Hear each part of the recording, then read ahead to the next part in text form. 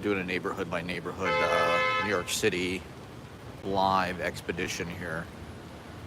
Well, okay, so I came to go to the Idiot's Hour.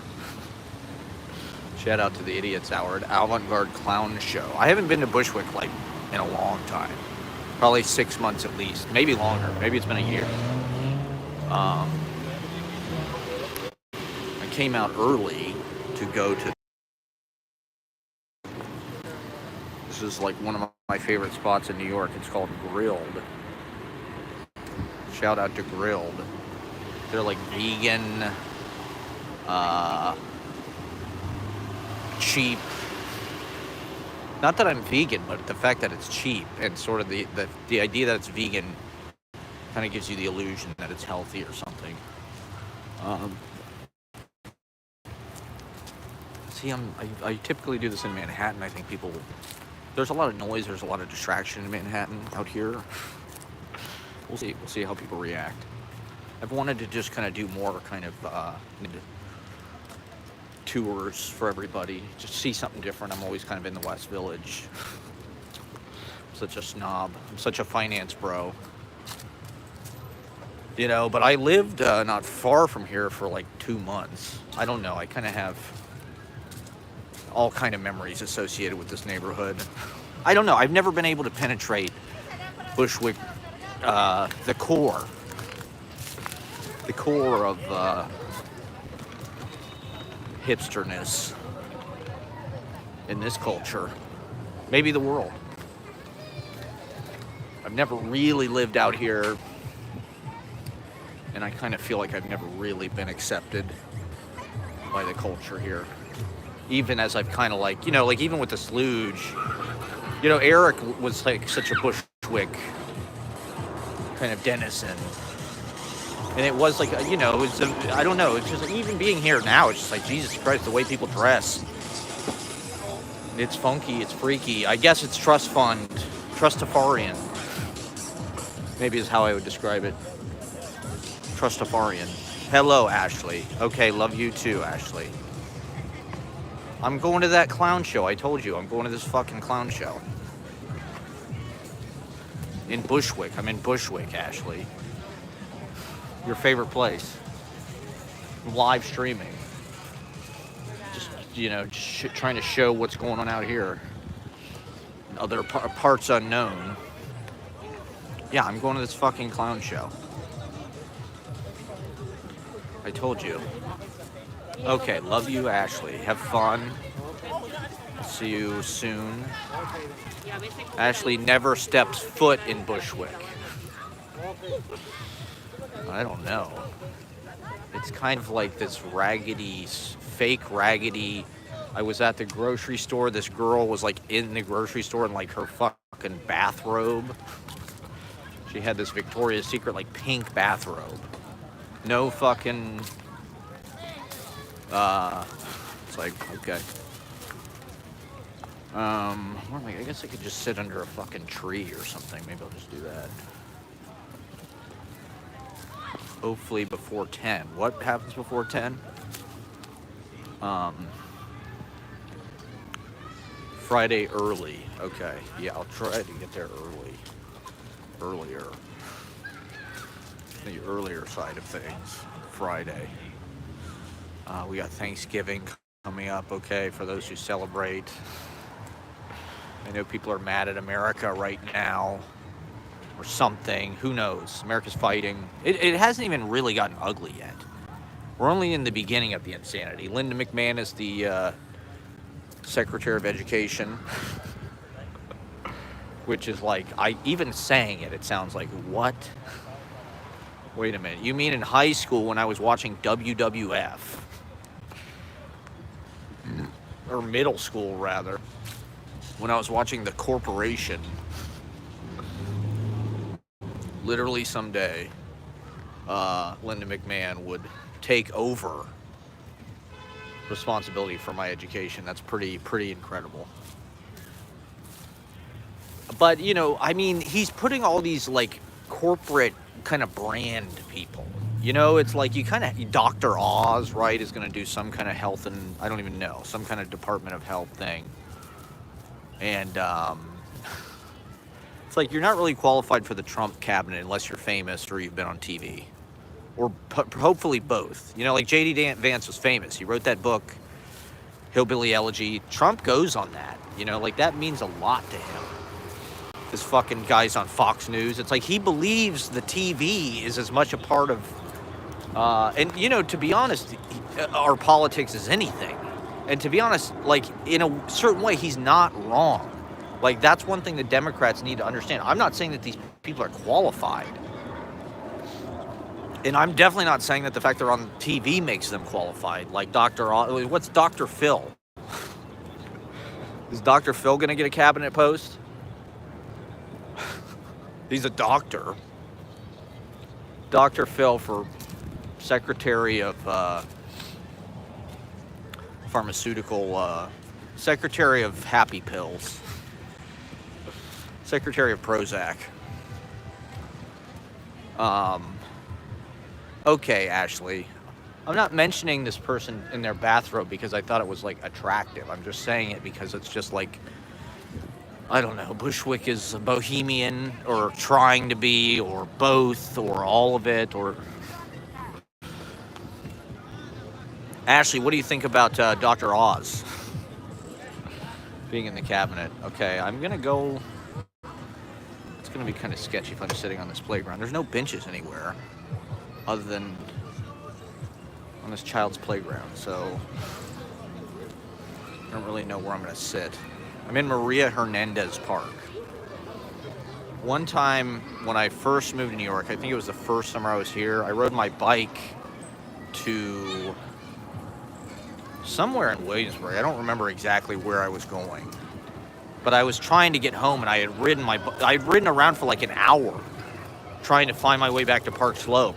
And I rode by this park, and I had no idea what it was or what, it was dark. And I asked some hipster, like, hey, how do I get back to fucking park? Because I thought I had to have been close.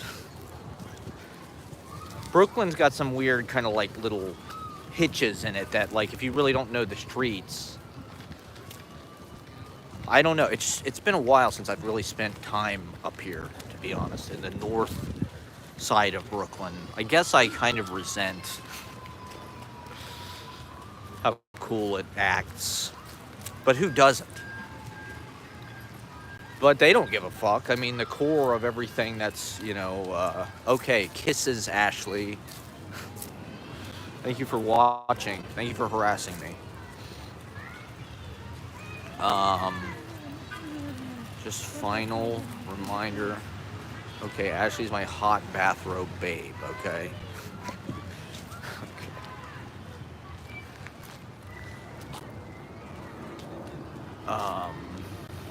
Okay. This guy's definitely looking at me like, what the fuck are you doing? It's okay, I'm a live streamer. I'm changing democracy. This is my media outlet, okay? This is my op-ed. Don't worry about it. Just let it happen. Just let it happen.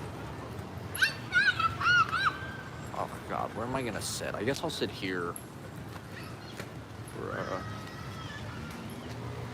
for a hot minute. I mean, I've got this whole streaming infrastructure out there in the West Village. This is boldly going where I've never gone before out here. I'm streaming. I'm live in Maria Hernandez Park, so I'm sort of trying to find a place. Let me just sit here for a minute. Yeah, so I came out to go to that vegan fucking sandwich place, and it's closed. They're closed on Tuesday and Thursday for some reason. That's been my luck recently. Okay, so one thing I do want to talk about, apparently we are in the age of Aquarius, everybody. Pluto has entered Aquarius officially. There's no back and forth anymore. We're in Aquarius. And so something's shifted. Can you feel it? Do you feel the astrological shift? Apparently, it's the time of revolutions. It's the Pluto return of the United States. Maybe the American empire needs to fall for the good of the planet. These other countries seem to have it figured out. Maybe they could, like, do an intervention on the United States. The United States is like an addict that's just gone berserk. It's like, you know, Europe, G20 countries, like, let's step in and do something. Be like, yo, you're out of control. You're aggressive. You're violent. You're on opioids. Apparently, the United States is 4% of the world's population. We consume 80% of the world's methamphetamines. That's quite a ratio. And, you know, that's why we're number one. That's why we're the greatest. But that probably explains why we have a president who's on speed. Donald Jr. is rubbing cocaine in his gums at the SpaceX launch. It's just about to get stupid and insane. So, I don't know. Dr. Oz is Secretary of Education. Dr. Phil. Linda McMahon. Is Vince going to get a cabinet post? I mean, even though he shit on somebody's head? This, you know, I don't think he's nominating anybody. It's like a requirement that you have to have some kind of, like, scandal or something. You have to have, like, done some kind of illegal, like, human trafficking or... Then it's like he'll give you a pardon and he'll make you a member of... Like, what's Diddy? Is Diddy going to get a cabinet position? Too bad Epstein's dead. Epstein would probably get a cabinet position. Epstein, Secretary of picking up chicks. Secretary of Human Trafficking. The Department of Human Trafficking. With, is Ghislaine Maxwell going to get a cabinet position? Give her a pardon. Shit. We're just gonna have one day. We're just gonna have one day of purge. I mean, you know, Trump hasn't been in charge since January 6th. The last thing he did with any kind of, like, executive power was January 6th. And people have put the keys back in his hands. It's absolutely fucking crazy. It's suicidal. It's stupid. We all know it. You know it. I know it. The American people know it. But here we are. God bless America. Everybody's, like, stoked on this Barron Trump thing on TikTok where it's like, I want my suitcase. I feel like Barron Trump is being, like, he's like this weird kind of, like, stealth linchpin of this Trump's second term. Is like Barron Trump was like, right, the one that hooked him up with Aiden Ross and the Nelk twins or whoever the fuck these people are. I don't know who they are. I don't know who the Nelk twins are. Do you? I mean, I guess Gen Z does. Instead of getting laid, they're watching the Nelk twins.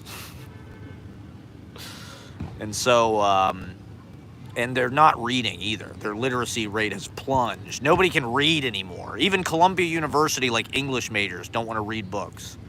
So I've been saying this. We're in a post-literacy, and that's okay. Poetry doesn't need literacy. Poetry's not about literacy. I mean, it can be. There's plenty of illiterate people who are profoundly poetic and well-spoken. And profound. Like, that's what's beautiful about poetry. But, I mean, there you go. Exactly. Video serves the community. Oh, yeah, we got Dave Malinsky in the house, everybody. This is kind of I'm just jumping on, but I'm about to go to a show tonight, but I'm live in Bushwick. Yeah, exactly. Video is the new, and that's okay. You know, these phones are in everybody's goddamn pocket. It's ubiquitous. YouTube is goddamn... There you go. All right. Why not let poetry be more elite/selective? I'm going to the Idiot's Hour, the Matthew Silver clown show at... what the fuck is it called? Not Secret Poor. I haven't been to any of these goddamn places. I haven't been to Bushwick Comedy Club. I haven't been to the Flop House. I haven't been to... apparently Alphaville is doing a comedy open mic. Not a poetry open mic. It's at some goddamn place over here in super hip. Devil's Disciple. All right, that sounds cool. What's that? Yeah, so we're talking about Linda McMahon's going to destroy what's left of literacy in this country. Oh yeah, Barron Trump is sort of this as the secret linchpin. These fucking videos of him are all over TikTok. For some reason, even NYU kids, even super woke, like Palestine kind of supporting NYU kids are like sort of into Barron Trump because he's 6'9" and he goes to NYU and he seems, I don't know, there's some kind of weird campaign. Is Barron Trump the future of MAGA? We might be living with MAGA for like 100 fucking years or more. Oh, George Bernard Shaw. Now that's some heavy shit right there. We watched Major Barbara in college. Major Barbara is pretty incredible. Ted Berrigan's master's thesis was in Shaw. George Bernard Shaw, which is kind of a weird thing if you think about it. I feel like George Bernard Shaw is not really talked about. He's sort of like Eugene O'Neill or something, where like his plays are just so verbally dense and complicated. They were the best thing I think we had for the time. You know, putting all of that verbal warehouse of content on stage in actors' memories and shit. That was the best. That was the TikTok of 1899 or whatever. But I feel like a lot of those authors have just been kind of obliterated, or they're kind of overlooked. Yeats, or, you know, Eugene O'Neill's kind of like that. It's like his plays are just loaded with fucking dialogue. There you go. Shakespeare is great. Yeah, I agree. Shakespeare is great, and kind of, but there's a lot of Shakespeare everywhere, and that's great. Yeah, a lot of Irish guys. Brendan Behan. Well, yeah, I mean, Joyce, obviously. Beckett. Although Beckett's plays are not really, like, verbal, like, it's just, like, unbelievable. Some of those Shaw plays, or at least Major Barbara, it was just 3 hours of just, like, thick fucking paragraphs of fucking speech. There you go. Gilbert and Sullivan. Well, that's, like we were talking about the other day, musical theater, right? Everybody's into fucking musical theater now. And musical theater is this Wicked, right, with Ariana Grande's coming out. And fucking everybody's in, even Saturday Night Live. I feel like Saturday Night Live has pivoted to full TikTok. They're just like, make everything a musical fucking sketch. Make it Domingo, make Ariana Grande, get Charlie XCX in there. We need viral fucking moments. That's the currency. Like, if you want to maintain your relevancy, it's like you got to have fucking viral moments. You got to get it shot in the ear or work at McDonald's as a publicity stunt. It's all about publicity stunts, viral, sharing, retweeting, reposting. Of course, you guys know this already. I mean, this is one thing that I think is exciting about podcasts and live streams, is it is a verbal density. It's a conversational form. I've been waiting my whole life for conversational art. You know, that's what My Dinner with Andre is about. Theater, in a way, is sort of like inherently conversational, even though every fucking dumbass theater teacher tells you dialogue is not conversation, or it is. It's like, it can be. Why not? Like Aaron Sorkin, what the fuck is that? A lot of that is just like political talking points that he sort of puts into characters' mouths and shit. I think that's okay. I think that's great. I like Aaron Sorkin. I'll come out and say it. I'm not afraid to say. At least somebody's writing about, like, you know, like Shakespeare writing histories. He writes about Steve Jobs. He writes about fucking Zuckerberg. Is he gonna make an Elon Musk movie? Let's get Johnny Depp as Elon Musk. Yeah, Chekhov, my all-time favorite. You know, a lot of that, all that stuff in Vanya about the trees and shit, nature, they're destroying the fucking nature. Astrov, the doctor, is like this conservationist, which, you know, for 1880 or 90 or whenever that was pretty ahead of its time to be talking about the environment. And to put that in the play, you know, it's it seems like it's topical, or like Tony Kushner, right? I mean, Tony Kushner is incredibly topical. It's kind of all topical, and yet, you know, he was writing about Roy Cohn in the fucking late 80s, early 90s, and now look where we are. You know, it's like, it's important that he wrote about something that was real. This is one reason why I've been so into Oliver Stone recently. Like, I mean, maybe Oliver Stone is part of the kind of Rogan conspiracy theory. There you go. Animal fiction. Interesting. You know, Oliver Stone was kind of like an early, he's not like, you know, alt-right, but he's talking about the distrust of the government, the CIA controls everything. People have taken that ball and fucking run with it, right? And a lot of his work is about Vietnam, right? He was in fucking Vietnam. I watched Platoon the other day.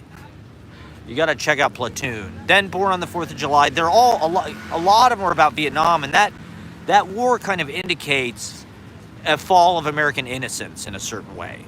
Not, maybe that's naive. That's the way that Oliver Stone kind of writes about it. The 60s, JFK getting his head blown off, RFK getting his head blown off, all of that, Martin Luther King, all of it. Malcolm X, as sort of a fall of American innocence, right? Now people just kind of, that has been exaggerated. That's people's whole ethos, is that America sucks, the CIA runs everything. I mean, Iraq and Afghanistan, Jesus Christ, if Vietnam was bad, what were they? It lasted 20 fucking years. You know, Canada, interesting. We invaded Canada. Maybe Trump will invade Canada. He needs a war with somebody. I don't know. I don't know if they'll let Trump fight a war, but if, you know, if the Supreme Court just says, you know what, you can have whatever you want, have whatever cabinet picks you want, fuck the Congress, you can have Matt Gaetz, you can have Linda McMahon, you can have fucking Diddy. Diddy is Secretary of Carvassier. Diddy is Secretary of Baby Oil. I want to do a late night style top 10 list. Trump's cabinet appointees. Number 10, Diddy as for Monday night. I want to do more kind of like topical bits and shit like that. Yeah, so talking about history, writing about history, I think it's a way, it is sort of like an auto-fiction. It's a way of writing about real life. It's, you know, a lot of Shakespeare's shit, he literally just took it out of fucking Holinshed's Chronicles or whatever and just made up dialogue. You know, it's like he was using the raw material of real people, real shit that happened in a lot of his fucking plays and just kind of moving it around. There you go. The study of history is the study of self. Yeah, and who gets to tell that story? You know, with YouTube, with shit like this, I mean, it remains to be seen how long it will last, but theoretically, everybody can tell their own story in their own way. I think that's one of the things that's exciting about social media. It's sort of an autobiography, and it's sort of like, you know, it's your media outlet. It's propaganda, or it's just like, it's a movie. It's the me movie. You know, we're all content. Our private lives are just being privatized and sold to YouTube, to TikTok. Yeah, so I don't know. Plus when you watch movies about history, you feel like you're learning. And now it feels like important, right? Like, fuck, I can watch Jefferson in Paris and learn about Nick Nolte and Tandy Newton. Tandy Newton is great, by the way. She is really a good actor. I can see why Oliver Stone cast her as Condoleezza. She was great in that movie, too. She was kind of the best part of the W movie, which was another Oliver Stone kind of history movie. I mean, that's, you know, and Aaron Sorkin kind of in a similar mold where it's like The West Wing, fucking Social Network, being the fucking Ricardos. He's got his woke agenda. But it's like, they're kind of easy to watch. They're just dialogue friendly. It's like poetry, you know? It's not that far from a poetry reading to theater to Aaron Sorkin films, you know, or, I mean, I do think Oliver Stone is really a strong writer. I mean, there's a reason why he won all these fucking Academy Awards and shit. Because, like, he clearly lays out his version of events. I mean, that JFK movie really does a good job of leading you to the idea that if there were multiple shooters, there had to be a conspiracy. Because there was more than one person doing it at the same time, which meant there had to have been planning. It couldn't have just been Oswald acting alone, which is the story is the official story that the Warren Commission or whatever. But like I said, I mean, Trump, like, a big reason why these fucking bros like him is because it's like, oh, are you gonna release like the JFK? Like, that was one of the questions Rogan asked him. I saw this video about it the other day. It's like, Trump, are you gonna release the JFK files or whatever? It's like, and he just dismisses. He's like, oh, if you saw what was in those files, you wouldn't release them either. It's like, that's kind of a dodge. Like, what the fuck? We've seen the pictures of his brains and shit. You know, we demand to know the truth, right? That's kind of at the essence of it, is like, the truth is essential for like a functioning democracy, right? We have to agree upon, but that's been obliterated. You know, fake news, our new kind of collective, yeah, there you go. Yeah, I mean, America was never innocent. It's a stolen place. It's a place founded on bloodshed. It's interesting to me how Barron Trump is being like kind of whitewashed or art washed. Like, Gen Z likes Barron Trump. He's like this meme. His suitcase, and he wants to get lunch and go to school. He's got an accent. He speaks 3 languages. He's a total Chad. He's 6'9". He's a Minecraft bro. He listens to fucking ultra-right libertarian douchebag Twitch streamers like myself. No, I'm not ultra. We're the hippie streamers, okay? Where's the libtard streamers, okay? Get in the arena. Get in the arena of discourse, okay? Get your selfie sticks, get your YouTube accounts, and start yapping, okay? This is the new warfare. Your mouth is your AR-15. My gun is my friend. I like my rifle. It is mine. There are others like it, but this one is mine. David Malinsky, you need to get in the streaming sphere. We need your voice. You'd be magnificent. You're made for streaming. I think it's a medium difference. We're moving out of print media into video.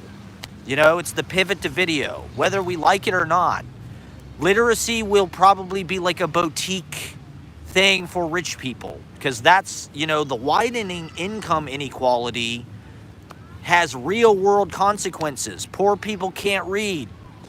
Rich people can write neocon fanfic porn at Columbia University.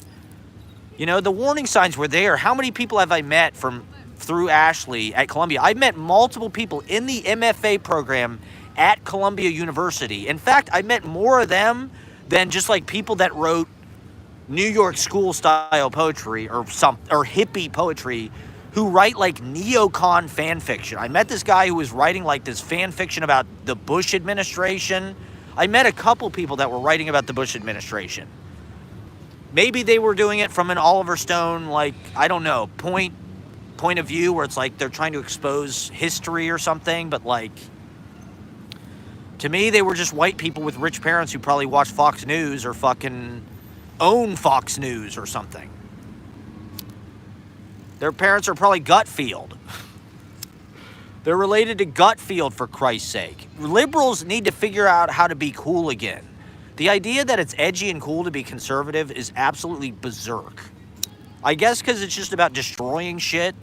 People just want to break shit. They want to get in the demolition room and break a bunch of plates because they're angry. You know, Democrats need to figure out how to speak to people's anger. I'm a day late for what, Bruce Halliday? I know, it's not Tuesday, it's Wednesday. I've been really bad about my streaming schedule recently. I apologize. I know streaming is hotter than ever. Everybody wants in on the streaming game. We've been out here, okay? I was on Twitch during the goddamn pandemic. I was on Twitch during the pandemic, and the reason why I quit was because everybody I met was a 16-year-old edgelord who was super into fucking Trump. Liberal activists attacking geek culture was a terrible... yeah, get Camel at Comic-Con. You know, get fucking Biden in some kind of cosplay shit or something. I don't know. Work your DNC Hollywood liberal, you know, Zionist media magic. You know, why don't the fucking Avengers show up at the goddamn DNC or something? And apparently MSDNC and CNBC are going to be like, they're going to go out of business. You know, Rachel Maddow is going to get fired. And Lawrence O'Donnell is not going to have a job because they can't compete with fucking Hassan Piker or whatever. Or the Young Turks apparently are really good. I don't really watch the Young Turks, but I guess I should start because I keep hearing that they're really good. It's like, I think that's exciting. I mean, I think we have to look at it as exciting. Apparently, Pluto and Aquarius is not a bad thing. Pluto and Capricorn are like adversarial. That's why, like, Pluto went to Capricorn in 2008. That's why the last, 16 years or whatever have been, like, super, like, I don't know, bumpy or whatever you want to call it. But apparently Pluto and Aquarius kind of get along. So when Cat Williams said, welcome to the golden age, I don't know. I mean, people want to destroy the government. Maybe something better is possible. I don't think Peter Thiel and Elon Musk and Trump are the people that are going to design it. But if the government gets destroyed, maybe we can come up with something better. And maybe we need something to keep up with Web 3 and interesting. I think it's worth paying attention to astrology. It's poetic. It's like sort of the metaphor of the world, and it does seem to have resonance and truth in it to me. Truthiness. Women are very fucking intuitive, and they have a wisdom that we can't understand. And we need to support women during this fucking time. And they're into astrology.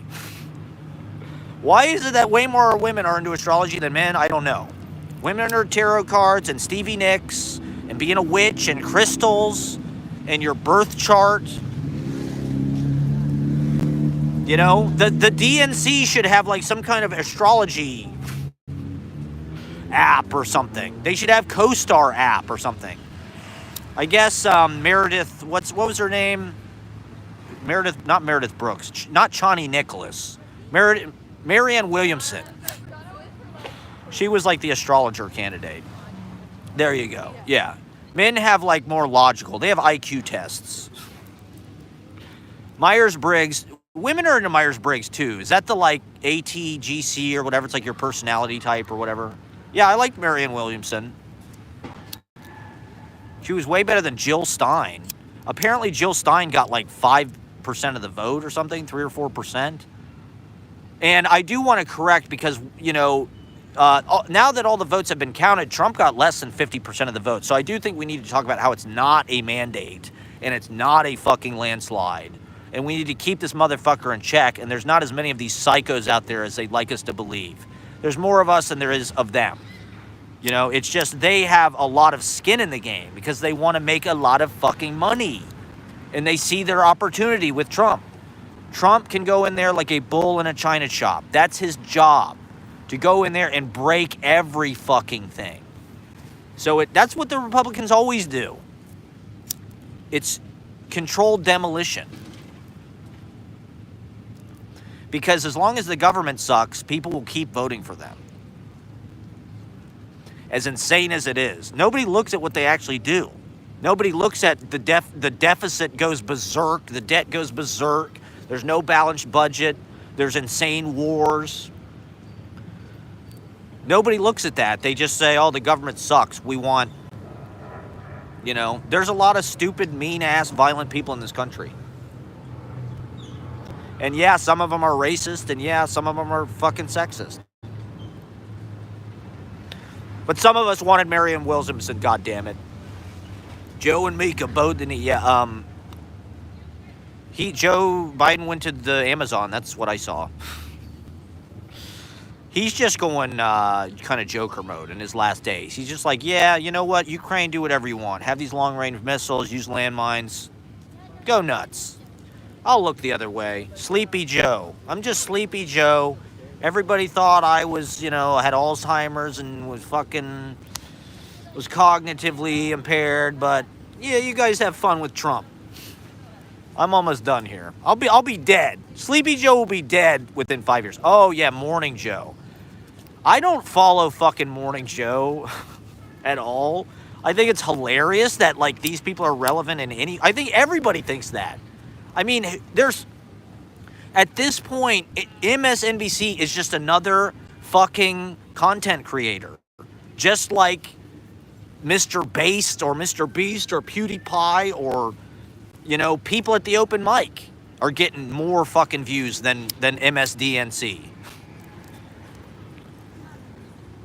And so we're in a new era of infotainment. Grab your gun, everybody. Grab your selfie stick. Better a selfie stick than a real gun. I don't think these Gen Z males knew what they were in for, that they just voted for fucking World War III. They just voted for selective service. All these dumbass 18-year-old edgelords in the MAGA hats playing Call of Duty. You're going to be having a lot of fucking fun when you're in the fucking Middle East, when you're in Iran or China. You're going to be having a lot of fucking fun. All these dumbass macho. What is with the YMCA thing? I don't get it at all. Young men, there's no need to feel. I guess he's appealing to young men. Are Gen Z men hearing the YMCA song and they're like, Trump cares about us? Young man, there's no need to feel down. It's all about a young man who's gay. Are they all repressed homosexuals? Probably. The new gay Republican Party. Yeah, Milo, that dude was gay. Roy Cohen's gay. Peter Thiel's gay. Peter Thiel ended journalism because they called him out on being gay. He was so in the closet, he had to end journalism in this country. With Hulk Hogan. Yeah, they are the only ones speaking to young men and not wagging a finger in their face. Yeah. Is Hassan Piker going to appeal to Gen Z? Democrats need to find a way to be sexy and cool again. And use their, young men are angry. It's just a part of being young. You're sexually frustrated. It's not because you're an incel. Just being a man, it's like you're motivated. You have this, horniness that just never abates. So you got to figure out something to do with that. And, thank you guys for watching. Like and subscribe. I've only got one like. I know I'm trying my ass off here I'm trying to be a voice for young men out there who are lost. Listen, as far as I know, only old people are on YouTube. I've been live streaming on YouTube because I'm like basically a boomer culturally in a lot of ways. And so I've been on YouTube, and I don't really think there are like Gen Z's not really on fucking, if they are, they're watching, I don't even know, Kai Cenat or something. Apparently they just like, Mr. Beast just like gives things away. It's all just like blatant materialism, blatant kind of like object porn. Oh, look, I'm Mr. Beast. I'm going to give away $100,000 or a fucking car or something. Oh, I'm not going to be at Poetry Project. I'm going to a clown show. Going to the Idiot's Hour in Bushwick. Avant-Garde Clown Show. What's Poetry Project doing tonight, anyway? We're in the streaming revolution. We're live streaming for lost Gen Z young men. If you're out there and you're lost, okay? We're here for you. The clown show is at, what the fuck is the place called? It's not Alphaville. It's not Secret Poor. It's I can't remember the name of the place. I've never been there. It's Matthew Silver's show. He's kind of a renowned performance artist. He's cool. Shout out to Matthew Silver. He's an awesome guy. But I don't know. I don't think. At least people are. Maybe people are afraid, but like I do also just feel like people are not over stressing about it. They're not like doing like a performative conniption fit with like outrage all the fucking time like it was. I think people are ready to have fun, and that's why. Philip, do you know anything about Pluto and Aquarius? I'm talking about Pluto and Aquarius, and you know I'm in Aquarius, so I think it's supposed to be good for me. Or I don't know, good or bad. I guess that's not really the point. It's about personal growth. It's about shedding your old self and allowing your true being to come through. Letting go of old energy and old connections, and allowing your new self to come, your real self to come through. 1777. There you go. Yeah. So it was the American Revolution. So is there going to be some kind of MAGA fucking crypto shithead revolution? Is that what we're in for? Because the French Revolution, right? I mean, Dave Malinsky, you're a huge French Revolution guy. That was good, right? I remember they cut the rich people's heads off. They got the guillotines, baby. Is that what we're about to do? Barricades. Lyrical ballads, baby. Romanticism. I'm worried about a Christian nationalist revolution. Yeah, there you go. There's a castle on a cloud. I love the comments, dude. If you guys are not in the comments, this is legit. This is legit as hell. Kubla Khan. I wrote a paper about Kubla Khan in 10th grade. Because it was in Citizen Kane. I was such an Orson Welles Citizen Kane junkie as a teenager that I had to write an essay about Kubla Khan for my English class. Crying is not allowed in my castle on a cloud. There's no crying in baseball, everybody. There's no crying in American Revolution Part 2. In the crypto revolution. Les Mis. Ooh, great. So there's going to be Let Them Eat Cake. It's going to be Marie Antoinette time. It already kind of has been, low-key, to be honest. Les Miserables 2, Russell Crowe and Baz Luhrmann's Les Miserables, starring Fred Durst and Jeff Goldblum. And Jason Trachtenberg as Lee Harvey Oswald. On my way over here, I saw Jason Trachtenberg's flyer for Me and Lee. Or is it Lee and Me, or is it Me and Lee? His Lee Harvey Oswald. For all you libertarian conspiracy Ron Paul fanatics, you congratulations, you won, okay?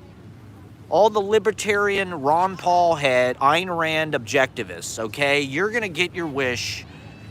I saw this video today, Milton Friedman talking about how they could cut all, like 80% of the government. A tuteleur. Milton Friedman, yeah, all this wasteful spending in the government. Cut the Department of Education. Get Linda McMahon in there to fucking stone cold stunner the Department of Education. Can we get Steve Austin to run in and save us? I mean, if Linda McMahon is going to be involved with the government, I think it's about time that Austin 316, we need to hear that glass breaking sound at the State of the Union address. I need literally Austin to come in at the State of the Union or the inauguration. I think we need to stop the steal, everybody. We need to organize, and we need to stop the inauguration. We can stop this. They did January 6th. Why not us? Let's ambush them. They'll never expect it. They'll never expect it from the libtards. They expect that we're just like going to be peaceful and just watching MSDNC and, having woke, I don't even know. Avant-garde clown shows. January 6th, meet me at the Capitol building. Stone Cold Steve Austin will be there with the beer truck. We need to Che Guevara this shit, like OAR, okay? Of a revolution. They are dispersed all over yeah, it's all the rural psychos who have the AR-15s. They're the ones who are the mass shooters. I'm, you know, that's why I write poetry, okay? Poetry is my mass shooting. Infernal columns, there you go. Yeah, it's all about t-shirts. We need more t-shirts, everybody. That's the new economy as an artist, selling t-shirts. You need your own t-shirt. If you're any kind of artist or you have any kind of social media whatsoever, you should have a t-shirt, a QR code. Apparently Henry Kissinger's last book is about like AI and how human beings are going to have to live as subordinates to a higher intelligence and higher beings, which are going to be AI robot beings. And we're going to have to fuse with technology in order to compete with AI robots. The singularity is like inevitable and it's mandatory. You're going to need Neuralink, okay? You're going to have no choice. When Elon Musk is God dictator of the one world government of MAGA, yeah, I should make a t-shirt with my logo. That's a good idea, with my watermark. Great idea, Bruce Holiday. Great idea. That's okay. We're like Francis Ford Coppola. Or Oliver Stone. You know, Oliver Stone's got James Woods in his fucking movies and shit. It's like they see the advantage of like, you know, like Francis Ford Coppola's got John Voight in Megalopolis. It's like John Voight is a MAGA person. He has been for a long time. But like Coppola's not going to excommunicate that person. That's just a part of our reality, right? As human beings, for better or for fucking worse. So get these Neuralink chips in these fucking people's heads already so they're smarter. So they don't believe these stupid Facebook posts anymore. But, you know, I think the pandemic only amplified people's distrust of the government. You know, now it's like it's enabled anti-vaxxers, people who, yeah, Runaway Train I've heard is incredible. All right, I will watch Runaway Train. We watched Deliverance this weekend. Have you seen Deliverance? Holy shit. I mean, I've heard a lot about Deliverance my whole life. In high school, how many times did I hear the fucking line, squeal like a pig, or you got a pretty mouth? Yeah, that was just homophobic. That was what people thought was funny in Columbus, Ohio in the 90s.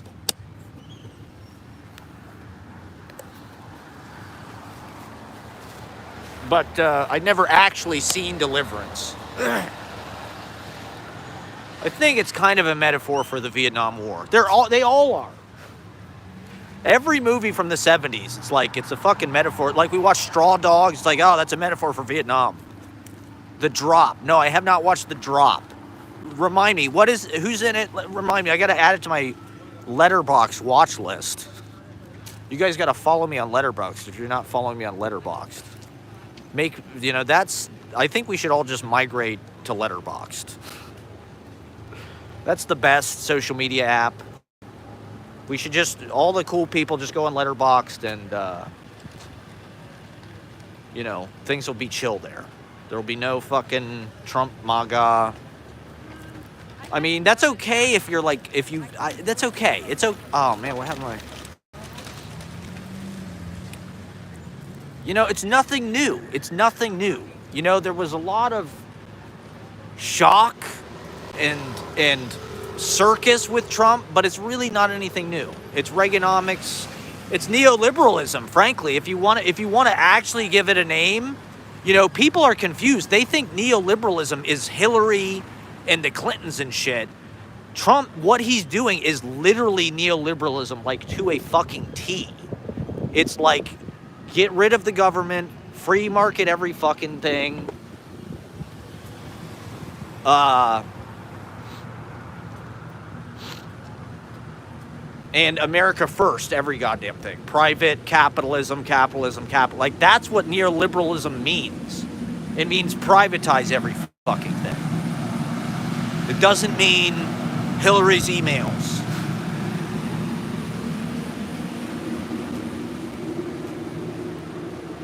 It means government by business, for business, everywhere. The corporations, you know? America's all about fucking corporations, and the people that Trump's installing are just like human corporations. They are CEOs, they're heads of corporations. Dr. Oz is sort of his own, you know, if we're all influencers and we're all our brands, we're like entrepreneurs of our own identities. We have to figure out a way to market ourselves as sort of these hybrids, show business, entertainer, bringing value, expert. You know, Dr. Oz is a doctor supposedly, but he's also a guy on TV. It's like, well, that's kind of, you know, the Democrats need to get in this fucking game. You know, you can't just be like, well, that's outrageous, a doctor, he's just on TV. It's like, well, okay, maybe he is a fucking idiot, but like,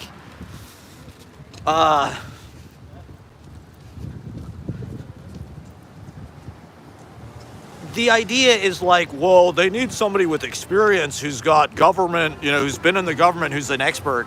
Whereas like people literally are thinking like that's a bad thing. They're thinking like, oh, this person has worked in the corrupt government their whole life. You know, they're like Fauci or something. They're just going to follow the rules and do this kind of weird police state, you know, neoliberal America, try to control us, brainwash us from the top down, legacy media, NBC, you know, like,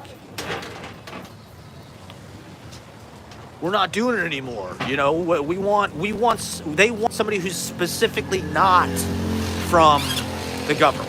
You know, they don't want somebody who's qualified. They want somebody who's unqualified. Or that's what they're getting. I don't know if they understand that. They think that's better. Just get somebody in there like Linda McMahon. Apparently Linda McMahon wanted to be a school teacher. And so this is her way of getting revenge on her failed dreams. Just go full barbarian. That's right. I mean, to me, we're peace warriors. We're warriors of love. You know, they had guitars, you know, in the 60s. That's what fucking people did. They started bands. If it becomes like cool to be a live streamer, how fucking sweet would that be?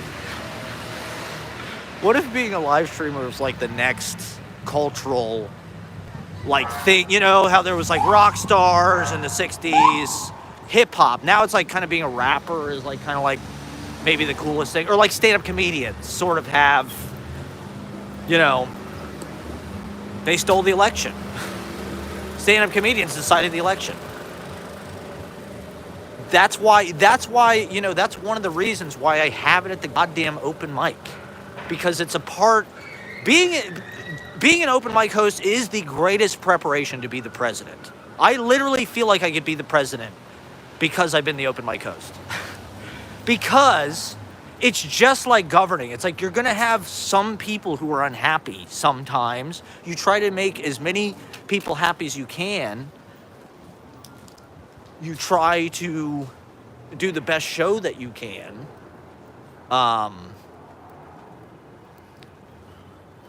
And you've got this big kind of constituency. It's like not everybody who comes to the open mic believes the same thing. And sometimes you'd be fucking surprised at who believes what. You can't pigeonhole people based on whatever their identity is. Or, I don't know, I think maybe Democrats pigeonhole themselves or something, and they just I think that's part of it.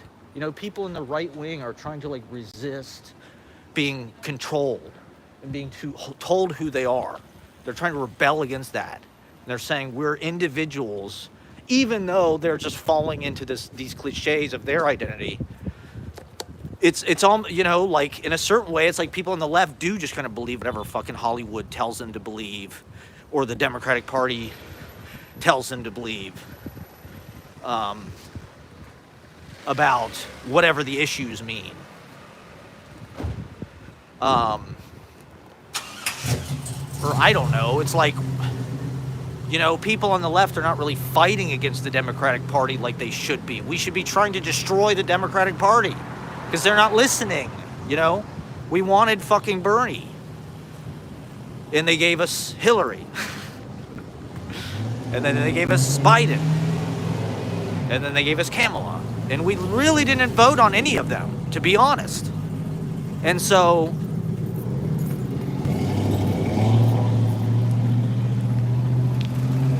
you know, there's truth to say that they don't represent us. Even though they do a better job at governing, let's just say that. And I would much rather prefer that they would be in charge. But maybe I'm just brainwashed. You know, maybe I'm brainwashed about anti-Russia and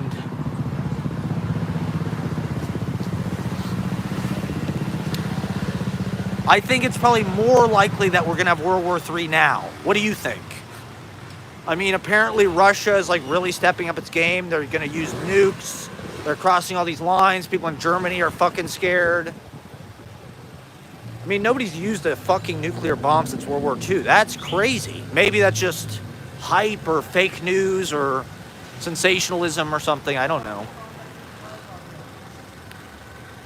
Oh my God, I guess I'm just kind of walking around here. It'd be nice to find some place to sit. But you know, the Democratic Party, it's weird because like that's what all the artists are supposed to be, right? Like we're supposed to be liberal, we're supposed to be left wing, and yet it's like they're not cool or sexy. Their branding sucks. It's boring. Their candidates are boring. It's like, because there's this kind of totalitarian top-down control of like, they don't really want there to be a left wing in this country. They don't want Bernie because he is like a working class guy. He will go after corporations. He will be anti-war. He will be a socialist, basically. They do not want the Democratic Party to be socialist. They want it to be this thing that we have, which is all about like progressive lifestyle issues and squabbling over that. You know, it's like, well, do you believe in women having choice and, you know, control over their own bodies, or, you know, or gay marriage or whatever it is, trans bathrooms, right, for illegal migrants to get free transsexual operations or whatever on your tax dollar. You know, so it's like, that's a kind of a smoke and mirrors to get people squabbling over that shit, the finer points of whatever that is, which it's like endless kind of fucking like nitpicking details and shit. And people are looking at me like I'm fucking crazy doing this out here. That's right, the live streamers have invaded your neighborhood. We decided the election, now we're coming to where you live. You better listen to us, okay? We're out here, we've got a lot of power. We want attention. I don't know, I'm not a typical, like I'm saying, where's all the left wing? It's a shock to me. When I got on Twitch, everybody was a fucking Trumper. And a roast comedian, an insult comedian.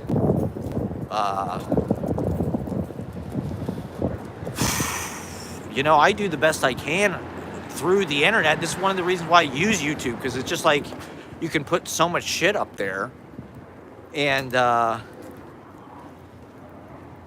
just do whatever you want. You have total creative control over your YouTube page. I don't really try to follow the trends and shit. It's just like, oh yeah, everybody's an insult comic now. The insult comics decided the election. They run everything. People thought Tony Hinchcliffe being racist was like the nail in the coffin of Trump. He is done. Tony Hinchcliffe is a racist. This is disgusting. Let's put this away. Let's put these people behind us. You know, I don't know. Just like the Democrats' pose of like righteousness. We live in such an anti-hero culture. You know, people are brainwashed, like the heel. People like the heel. They don't like the face, you know? They like The Rock. They like Ric Flair. They like Tony Soprano. They like fucking anti-heroes. They're not...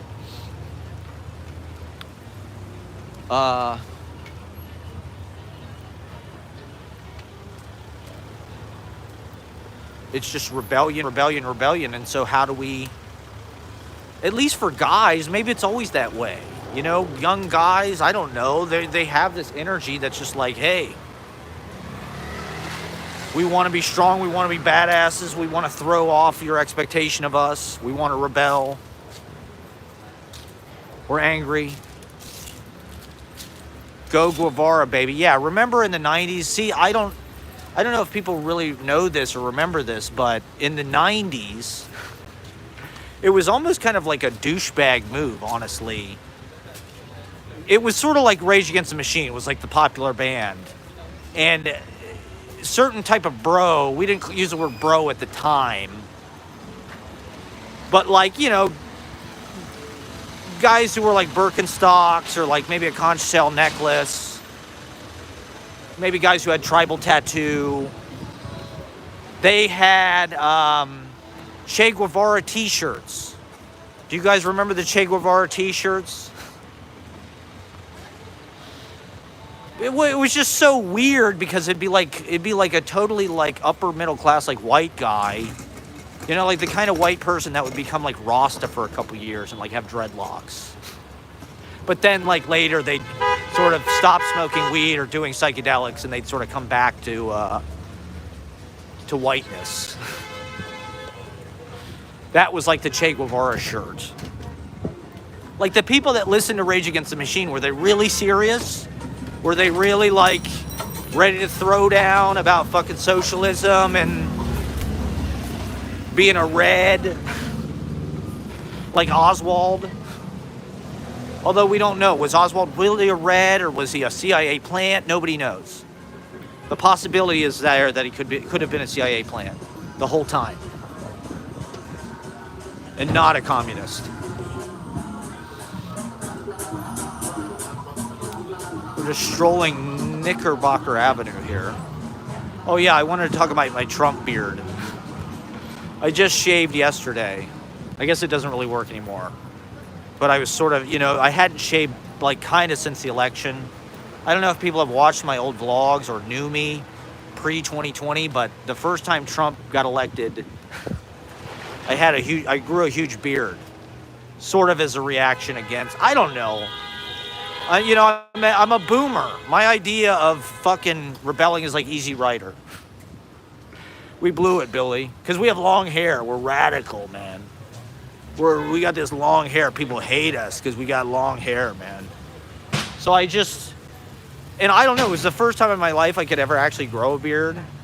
And so I just grew this huge fucking beard in my hair. And I just didn't, I don't know, I was like afraid to cut my hair or something. I was afraid it was about flow state. You know, I was afraid like if I cut my hair, I would like lose my power or something.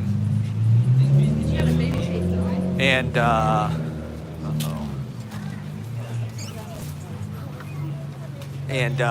so I just had this giant Whitman-esque kind of the Good Gray Poet beard. Just giant. And then I shaved it off. I shaved it off a couple times, but I'd let it grow for months and months and months. I mean, it got huge.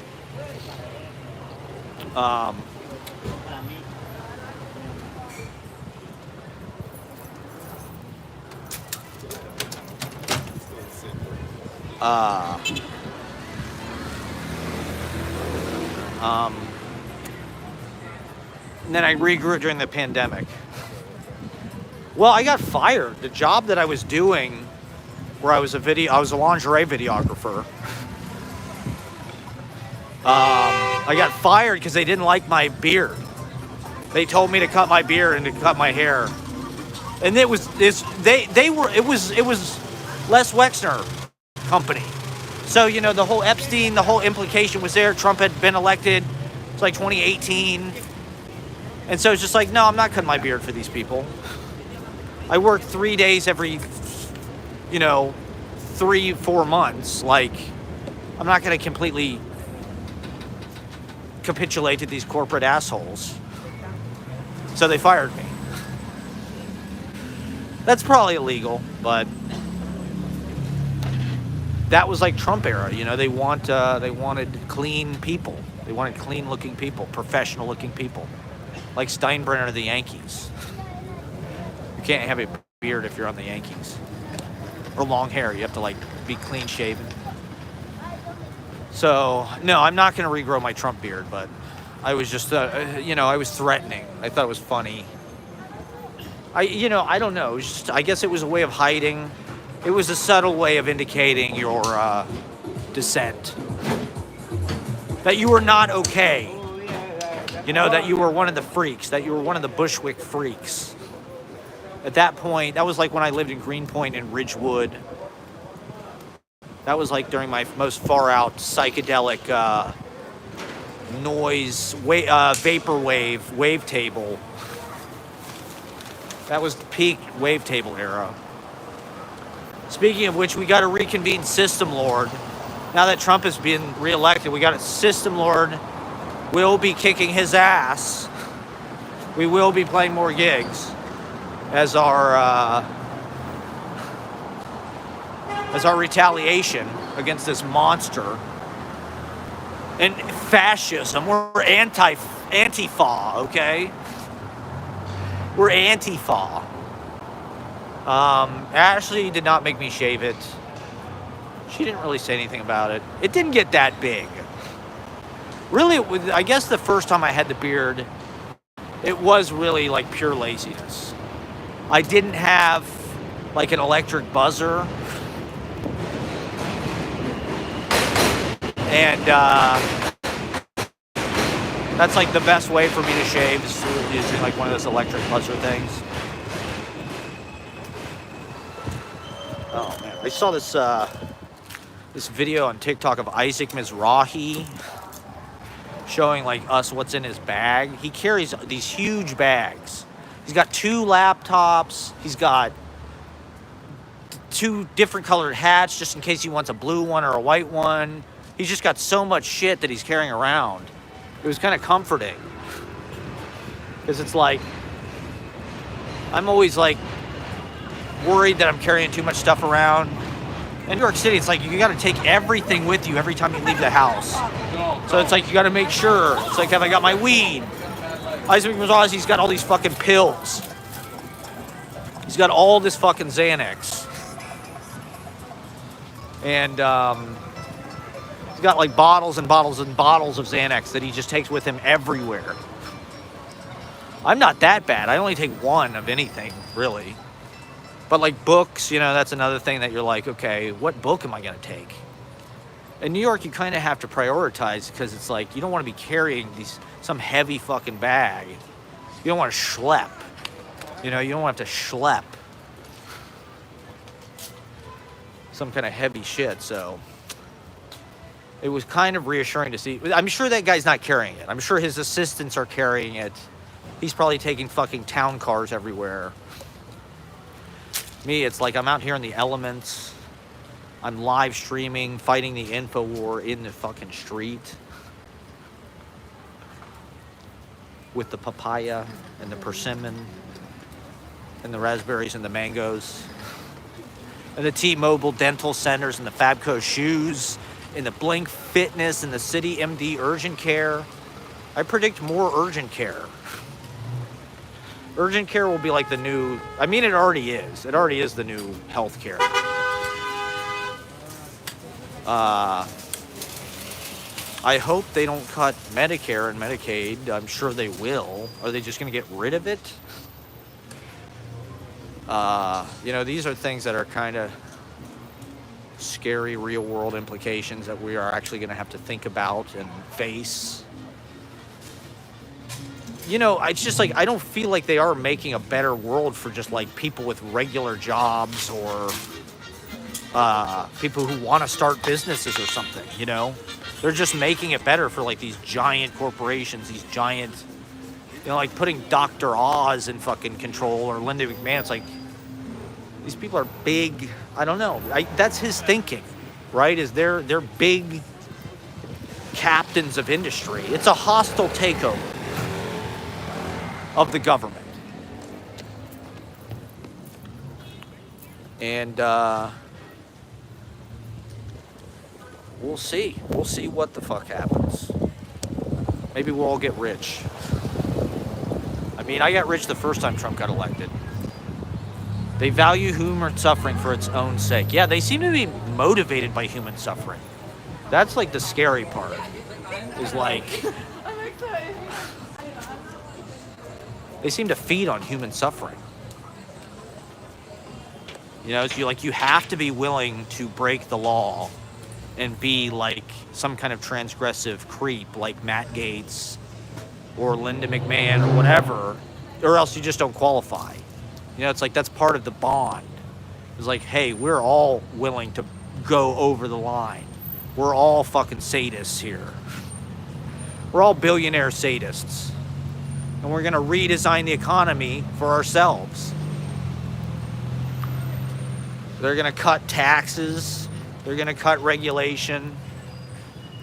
They're gonna try to fucking... But who knows? I mean, you know, America's rich as fuck. It's about being rich as fuck. Life goes on. Even when we trash the planet, even when the ocean, you know, it's like... Life will probably... I don't know. Who knows? Maybe we'll all die. You know, there's a reason why they're called doomers. You know, they're like nihilistic 19-year-olds. Like they got no, they live in this world they feel like is already trashed and kind of nuked.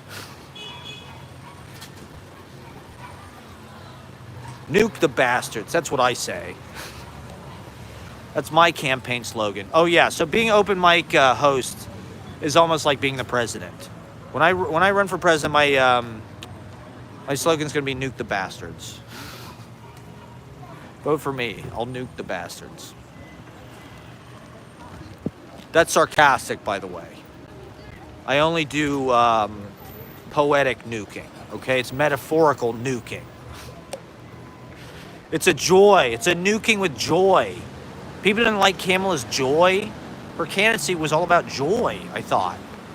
You know, Obama, they picked one word for everybody. Just like with Obama. With Obama, it was change. For Kamala, it was joy. People like joy. That tested well with the market groups. All the internal polling says that people like joy. What happened? All these data points indicate that people like joy. They like it when Kamala fell out of the coconut tree. We hired Gen Z interns for our TikTok page. I saw the lady who ran Kamala HQ on TikTok describing, she's like, we have 3 Gen Z interns who make all our videos. It's like, wow. You're saying that like that's a fucking qualification.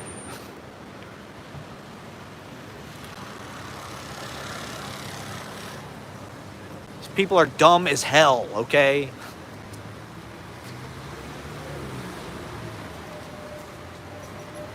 These Democrats act like they're so smart. We've turned being educated into a kind of stupidity. People think that like if you've been college educated, it's like you're dumb. Actually, you're dumb.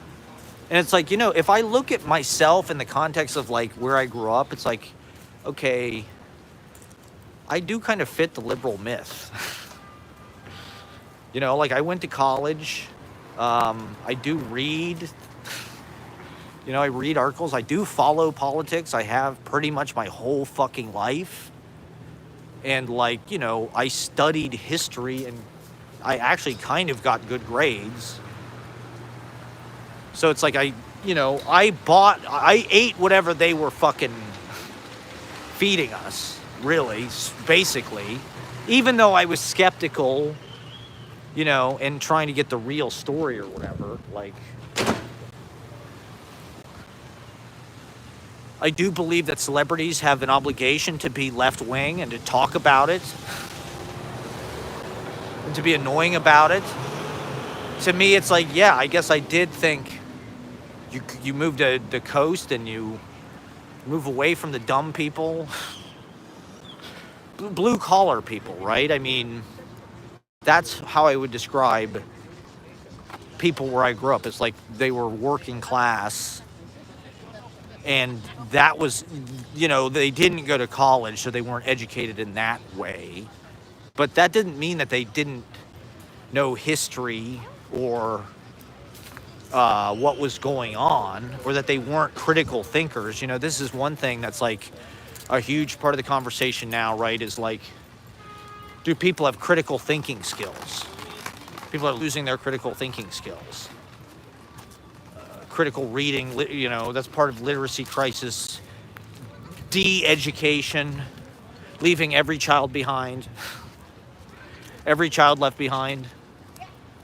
Leave the children in the dust. Take off, let's go. Don't let the children catch up.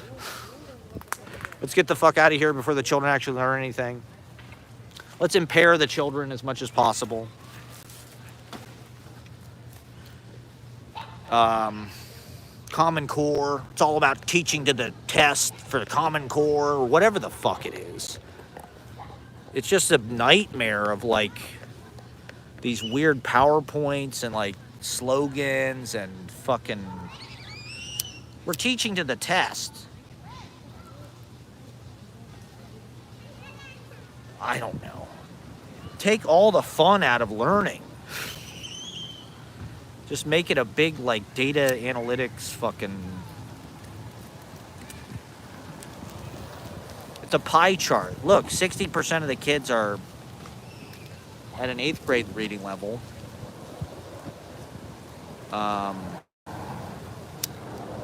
Fuck it, just let them watch YouTube all day. Let them watch history videos or something. I feel like TikTok is hyper learning. That's why I'm on it. Because I find it like so educational and edifying. It's like crazy. I'm learning about AJ and the Boom and that shit. What is their names? The Rizzler.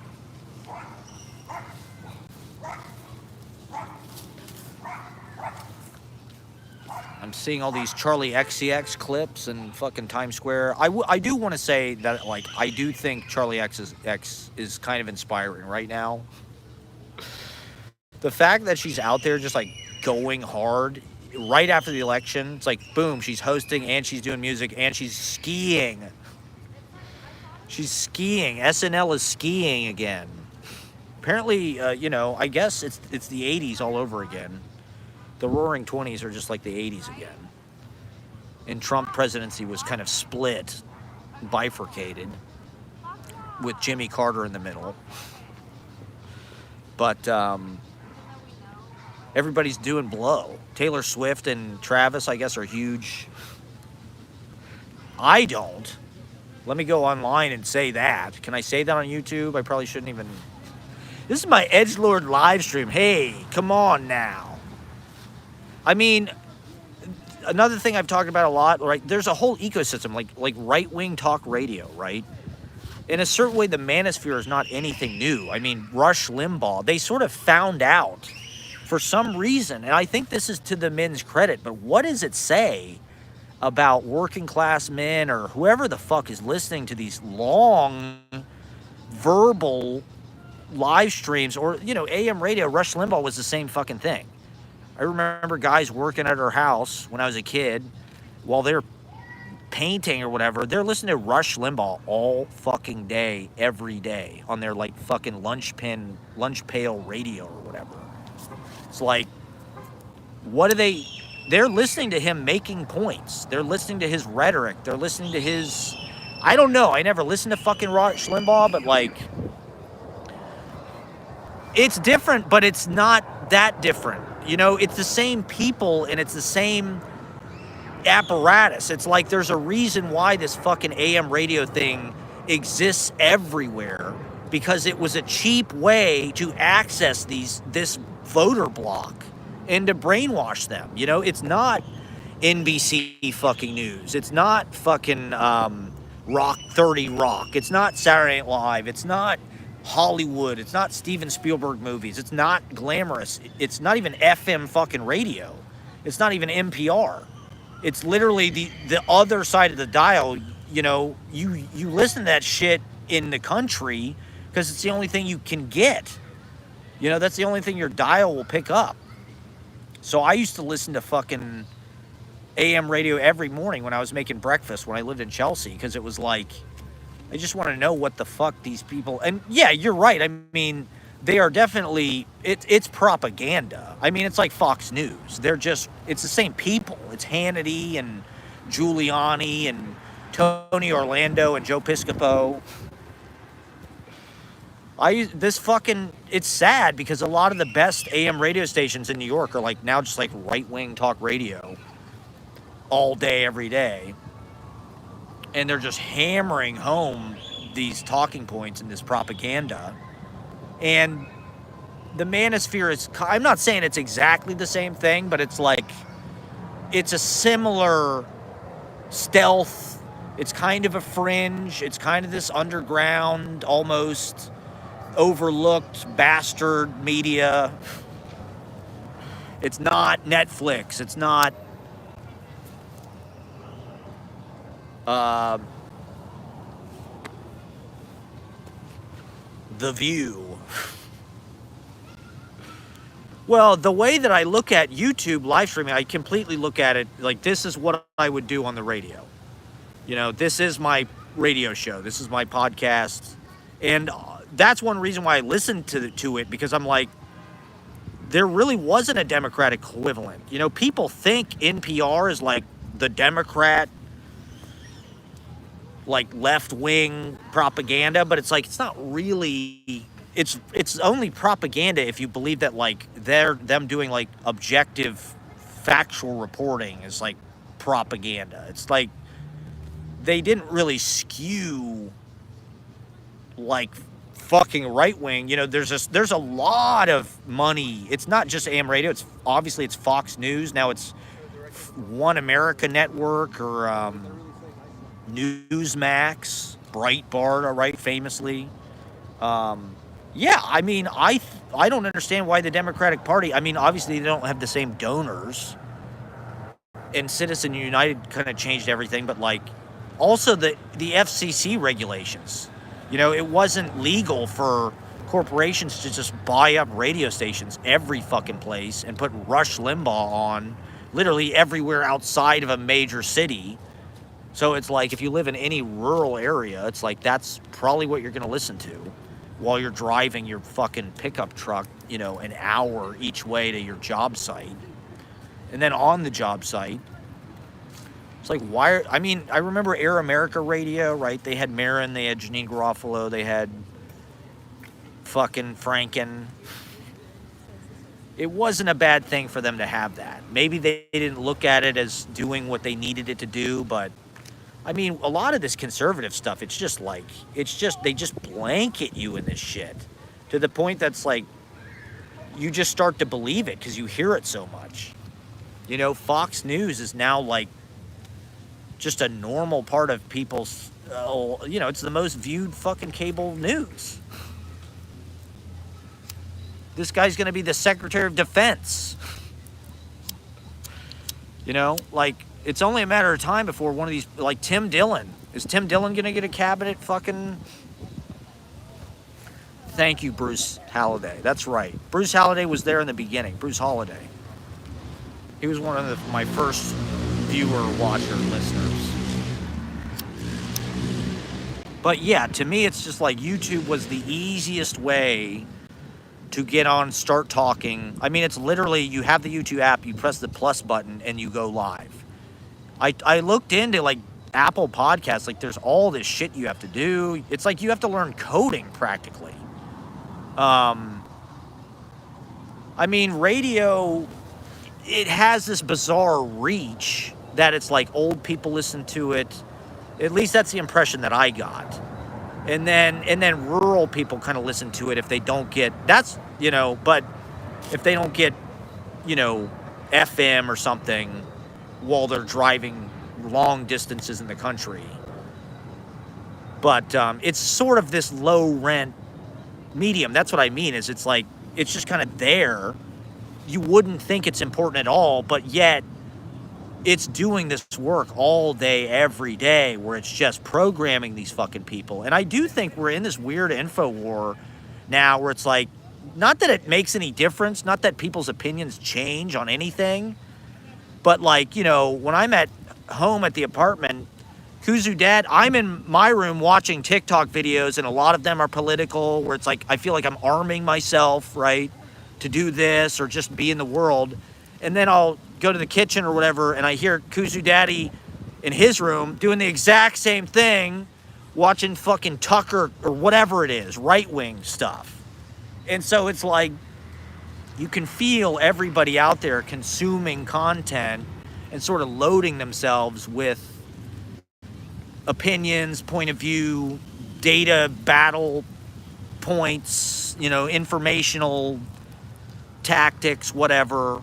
And so for me, it's just like, yeah, you know, yeah, I'd like to have a bigger platform. I'd like to have more people watching. I'd like to be legitimized in some way, but like, that's not going to stop me from just getting on YouTube right the fuck now. It's the path of least resistance. It's easy, and I can just directly go. I'm glad people are waking up to it.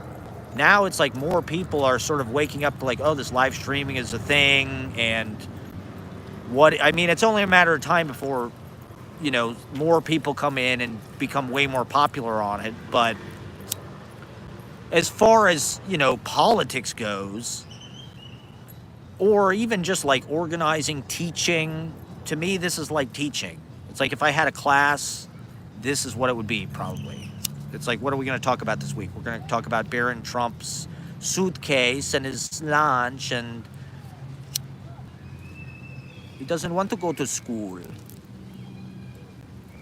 Bob something. Not Gene Shepard.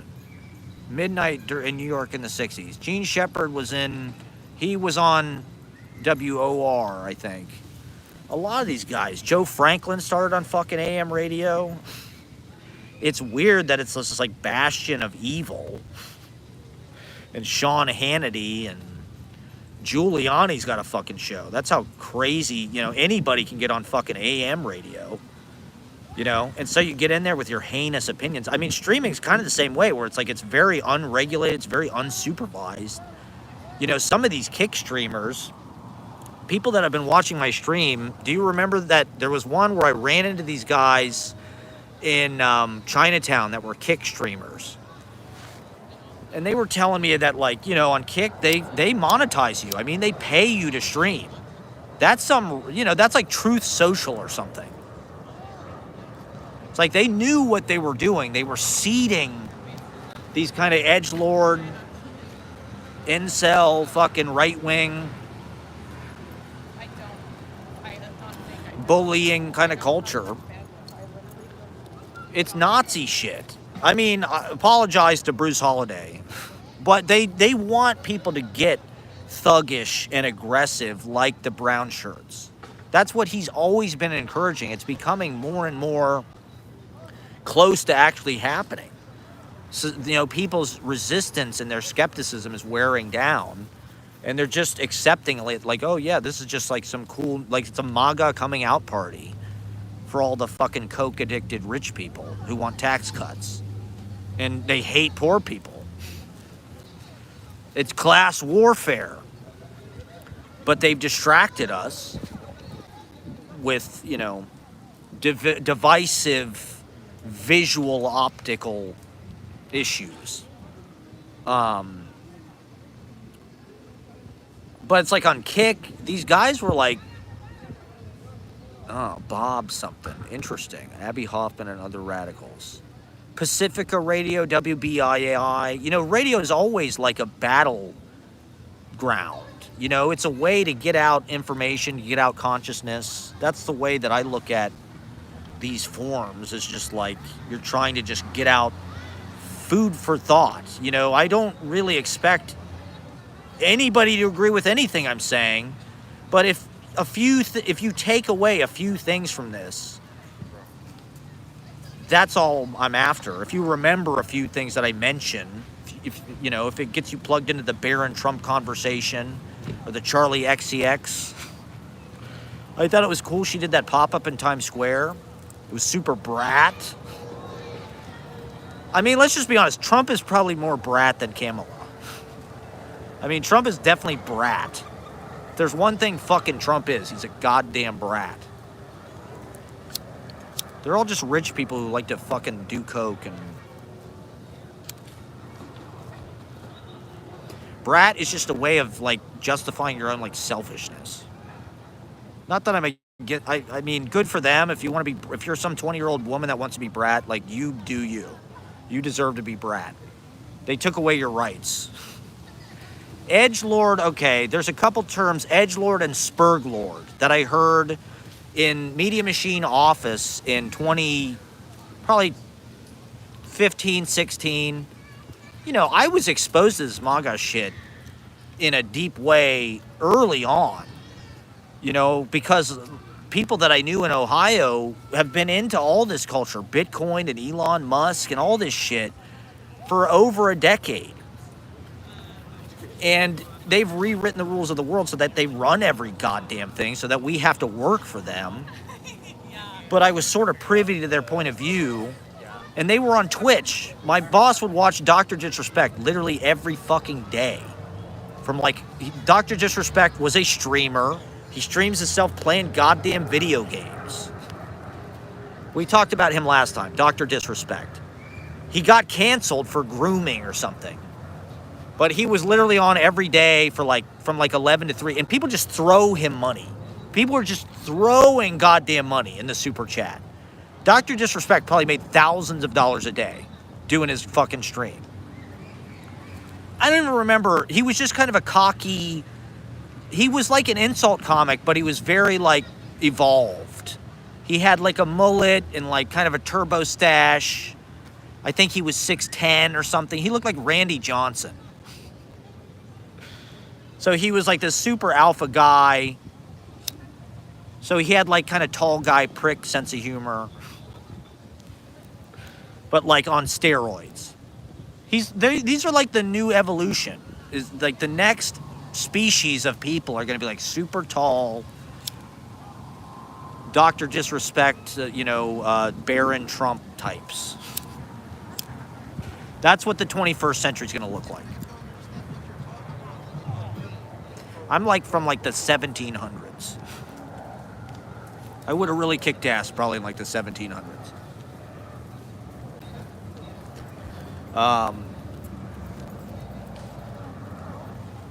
Body-wise. Just wasn't made for these times.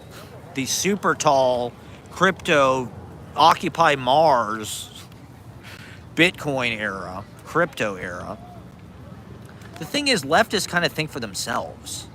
You know, we don't really listen to, like, cult podcast. You know, these podcasts are all kind of like cult, like charismatic leader Jim Jones evangelism in a way. They're sermonizing, they're pontificating, they're sort of like Dr. Disrespect is like this ultimate alpha dude. He's fucking hilarious. But as an edgelord, like Trump is an edgelord. It's a troll, basically. You know, I'm not really exactly sure what the difference between a troll and an edgelord is. I think with the edgelord, there's some sense that you're like riding the edge of like what's appropriate and inappropriate. As far as, you know, like my boss used to always do that. He would really skirt the line when it came to sexism and racism. You know, he'd never come out and say anything that was like overtly racist. And you could never like pin him down as being racist. But he would say racist shit all the fucking time. Like one time, his recording studio got broken into, and they stole a bunch of equipment. Somebody stole a bunch of equipment. And he said something about there had been rappers, not that I should repeat this, but there had been people recording rap music in the recording studio. It's like, he had a good sense of humor about it, you know. He was laughing it off. He'd been robbed. But it was a racist thing to say. To say, oh, well, you let rappers in your recording studio. This is what's going to happen. It's like, well, that is a racist thing to say. And The Office was very sexist. It was not a female-friendly environment at all. A lot of, I mean, we shot lingerie videos, for Christ's sake. We were good. We were good. We had the eye for that sort of thing. We're horny guys. You know, that's my calling. My calling is to make women look beautiful. It's my job here on this planet to celebrate women and to protect women and to provide a safe space for women to be as intelligent and fully realized as they want to be. But so an edgelord, I think, is somebody that kind of rides the edge, but it's like a troll. It's just like somebody that says shit to piss you off, to provoke you, to provoke indignant. So like he's constantly saying shit where you're gonna be like, well, that's racist or that's sexist. But it's like, well, you know, it's not like he said the N-word or something. You know, he didn't do anything that was actually racist. But it's like, it certainly was not a woke environment. It was a MAGA environment. It was proto-MAGA. But like I said, this shit is nothing new. Make America Great Again was literally a Reagan slogan, right? It's like, we know that. And Roy Cohn goes back even further than that.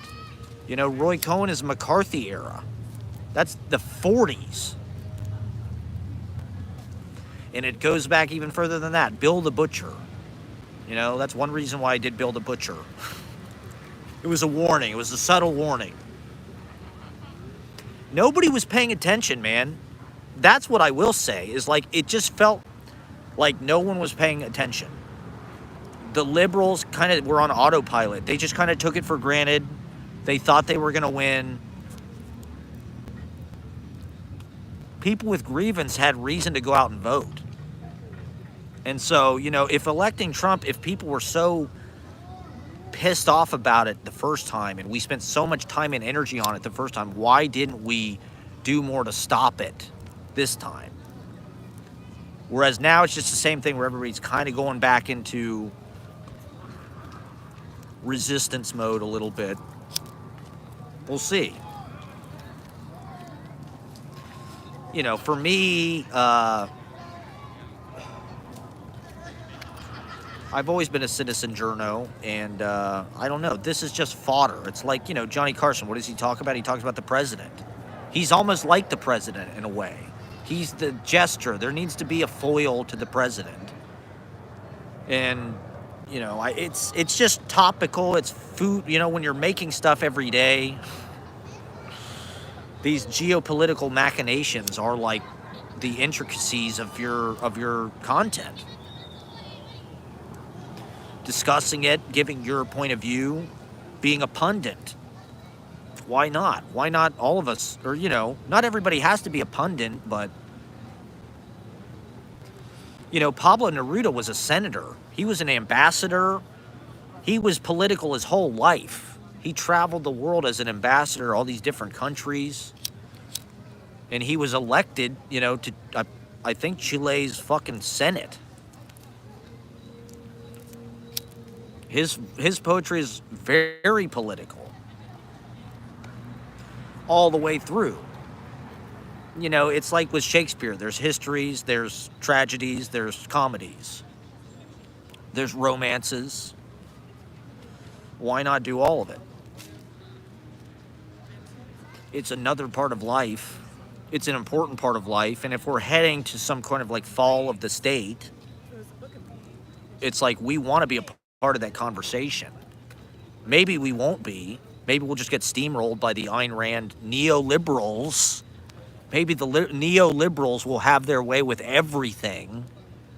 Maybe neoliberal Donald Trump, the ultimate neoliberal Donald Trump, he's the most neoliberal thing I could imagine. He's more neoliberal than Reagan. But I don't know. There's a lot of Americans that believe in that. They believe the market is, and in a lot of ways, it's kind of true. You know, United States is just like an offshore shell country for like corporations. That's why it was founded. It was founded by a corporation. Corporations are people. They're more human than human. They actually have rights. They actually have money and rights. What the hell do we have? We have live streams. We have social media accounts. If we're lucky enough to be influencers, we're all battling it out in the charisma gladiatorial Olympics. The arena of how many people can you get to watch you on the internet?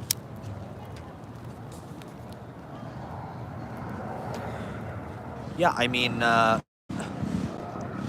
listen to the New York Times podcast a little bit. I find most of the New Yorkers' content super lame. I don't really like their video stuff or their TikToks or their radio show, whatever the fuck that is, David Remnick, New Yorker Hour, or whatever that is. I just think David Remnick, he's like the DNC. He just has no riz. Like William Shawn, now that guy had riz. Harold Ross, that guy had riz. That's an important part of any artistic endeavor. You know, Salvador Dali, whatever. It's like you need to be interesting. You need to be, you know, if you're an artist, every decision you're making about your life is going to be creative. And more Freedom Foundation. I thought all the libertarians were going to move to New Hampshire. Why did they have to take over the United States? My boss, who's a MAGA person, would always describe himself as a libertarian. Bob Foss, Radio Unnameable, WBAI. There you go, everybody. Bob Foss. That sounds interesting. I'll look that up. I wonder, that's probably on YouTube. If you want to catch Devil's Disciple. Oh, at the George Bernard Shaw thing. What time is it? Where is it? Is that the Shaw Society? Is that the Irish Repertory Theater? New York does have like an Irish Repertory Theater somehow. They actually do like have a dedicated cultural institution. 42nd and 9th.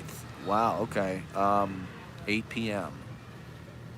It's like, it's so, is that Signature Theater? Or is that Playwrights Horizons? I had a buddy who, Irish, yeah. I had a buddy who built sets at Signature Theater. So he would get me into some of the plays there. I saw Theater Row. I saw an Athol Fugard play.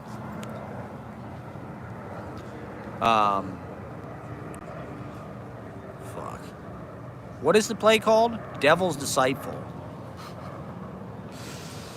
Oh, God. Let me just see how this live stream goes. I'm going to do 2 hours, and then let me look into it. I mean, I did commit to doing this clown show thing, but let me see about the commute and what my options are with that. But that does sound fun. Let me look it up. Thank you for the invitation. I mean, I have not seen a fucking Broadway thing since the pandemic. I think the last thing I saw was Cats. But I've been lucky to see good theater. I mean, I don't really make it a priority. I wish I did do more theater shit. Let me look at it. Let me look into it. I mean, they put me on the list for the clown show. So, all right. Thank you, Dave Malinsky. Thank you. Now that is a good person right there. That's what we need, okay? Mutual systems of support. It's what I'm the worst at. Look at me. I'm the most selfish, narcissistic, isolated person. Sorry, everybody that I fucked over my entire life, okay? I just like being alone. Anytime that I'm with people, I feel like I have to... No, I like being with people. I love people. I do love people. I love being around people. I love collaborating with people. I wish I could do more collaborations. It's one of the joys of my life. I think collaboration is like one of the most amazing things. Harmonizing with people and finding out that you can be complementary, I think is really exciting. Finding things that fit together and match. What's more exciting than that? You need other people to do that. But the live streams are... I do want to have guests. I mean, I'm such a spur of the moment. I mean, I don't plan anything, so it's just like I kind of... The immediacy, you know, the guerrilla warfare. This is really guerrilla warfare, everybody. It's like Rage Against the Machine. It's like a Che Guevara shirt, okay? To take it full circle, to back to what we were originally talking about, OAR, of a revolution, okay? For those who went to college from 2000 to 2005, you know what I'm talking about. OAR, of a revolution. The time is now, everybody. Shield me from the bullets. Now, go. The hang gliding, the jetpacks. Did you bring that grappling hook? It's guerrilla warfare, okay, everybody? Be an edgelord, like Elon Musk. What is an edgelord? Can somebody give us a better definition of edgelord? So a spurglord, okay?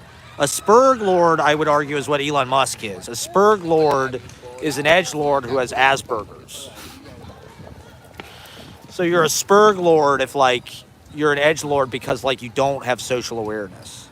Like Elon Musk just has like way distorted social awareness. Not that that's a crime. I find that with a lot of tech people.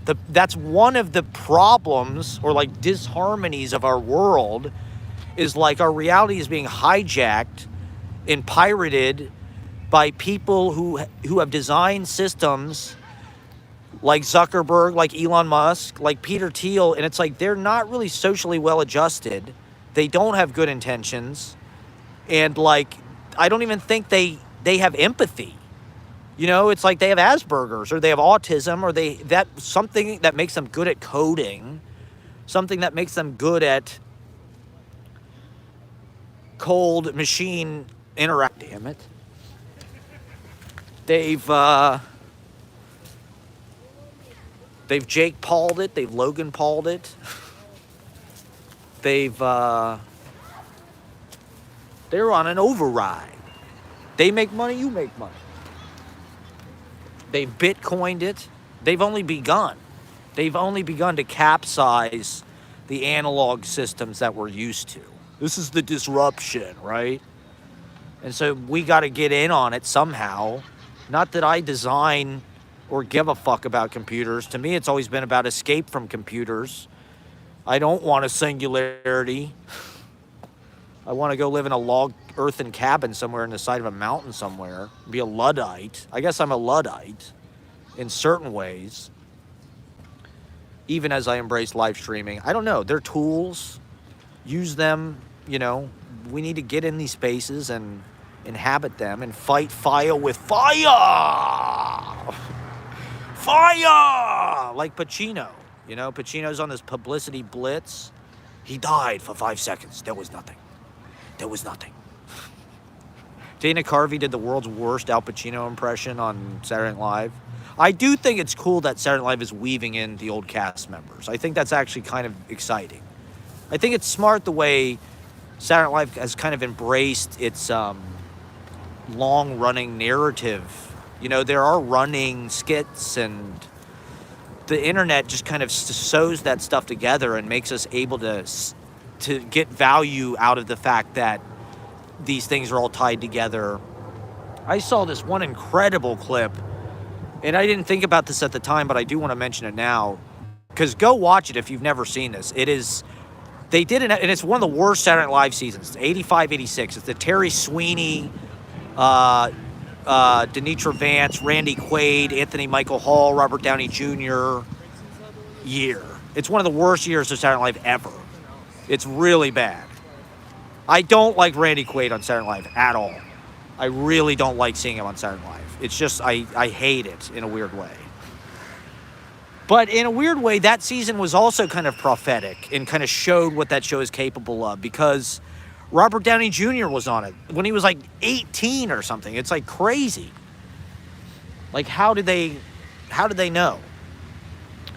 But they did an episode with Francis Ford Coppola where it was like directed by Francis Ford Coppola. And it's this huge production in Studio 8H, but it's all live.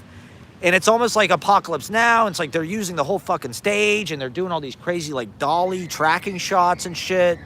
And it's really this big scale kind of like spectacle. But it's like one episode of Saturday Night Live from like the worst year ever. So nobody's ever seen it. I've never seen it.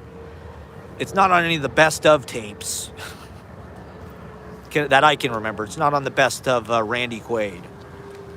But it's really impressive and interesting. And it's Coppola, right? It's almost like a Max Fisher. I mean, Max Fisher is so much like Coppola, it's crazy.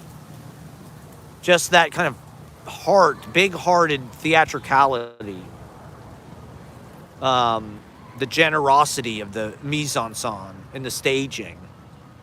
And the opulence and the budget and the moves. And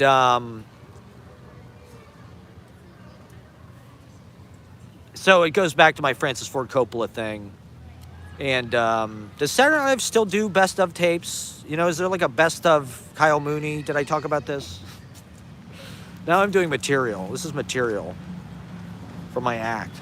Does SNL does they do like a best of Pete Davidson? Can you get that on VHS or DVD?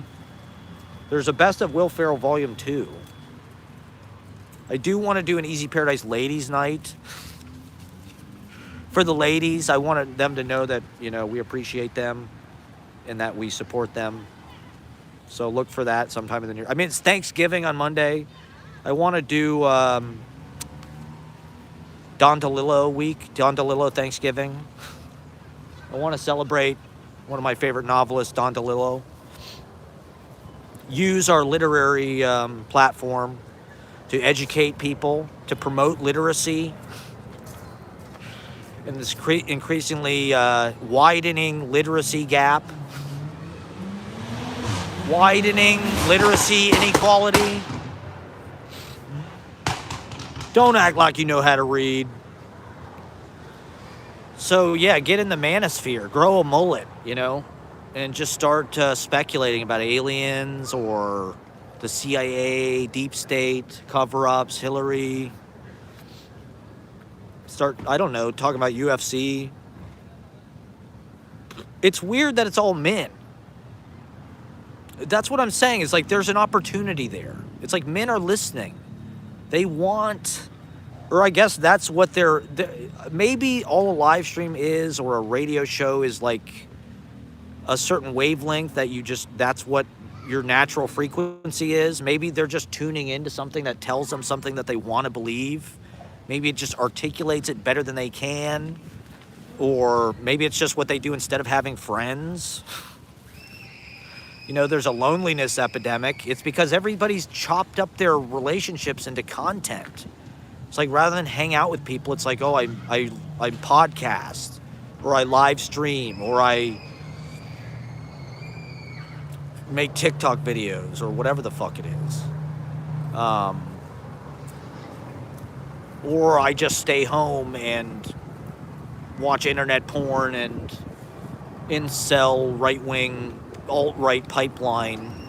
Like I said, they built this. They built this infrastructure. AM radio, this manosphere, quote-unquote, it's here. Anybody that's on YouTube sees it. Anybody that's on fucking Twitch sees it. You know, why is there, you know, there is a breeding ground or a correlation or just a secret society or something, an academy of neoliberal crypto bros who like online gaming and Dr. Disrespect. They're on Twitch because it feels rock and roll and edgy. It's, you know, the right wing somehow. They've always been the party of white males. And, you know, now everybody has a voice and hates white males. So the white males can think they look cool, like, because people, you know,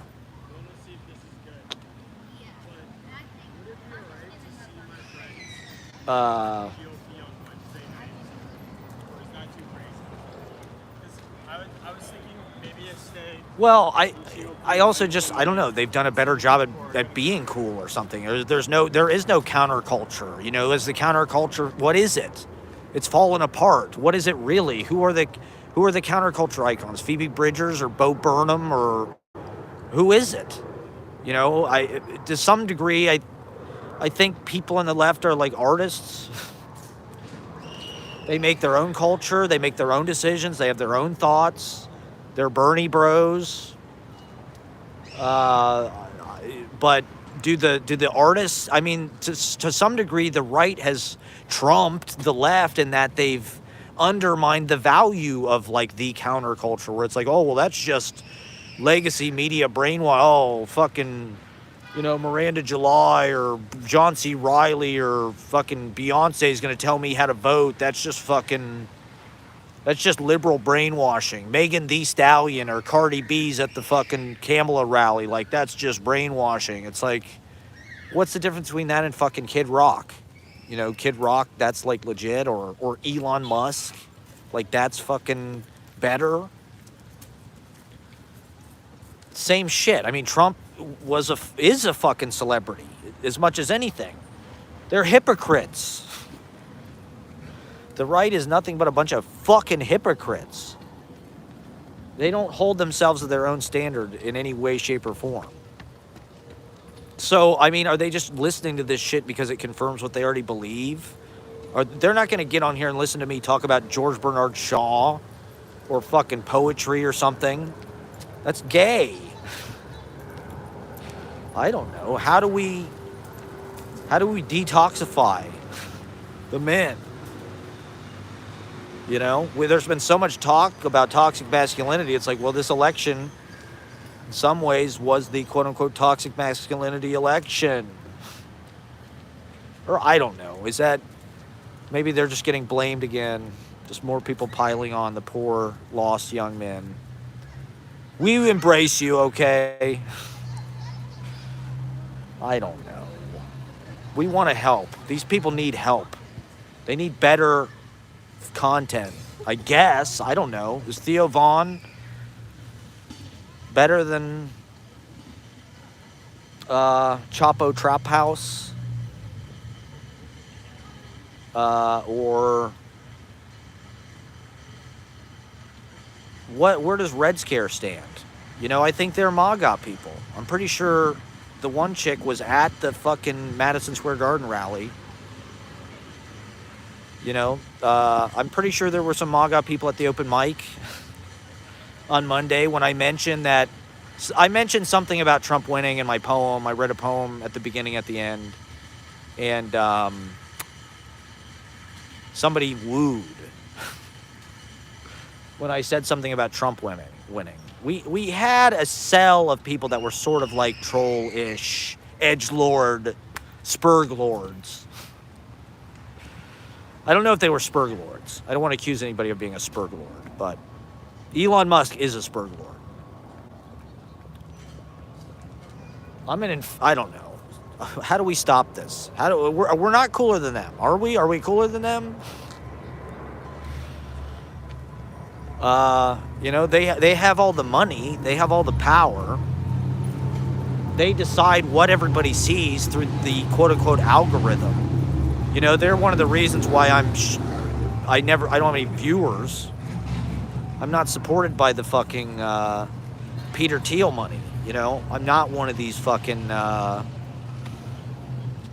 crypto bro supported propagandists. You know, they've been building this ecosystem,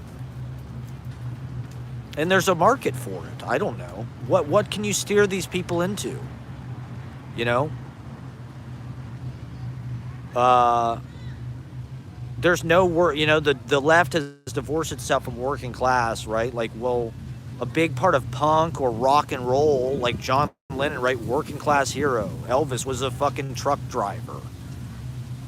You know, rock and roll was sort of the dream made manifest, where it was like people, Little Richard, Chuck Berry, whoever, one-hit wonders, They could get rich and famous. And class mobility and shit. Now it's just all fucking Nepo babies. It's all just like inherited fame, inherited audience. You know, you got to have audience to get audience. How, you know, the algorithm likes God knows what. Nobody can figure out what the fuck it even is or what it does. Apparently, like sadism, that's what it seems to like.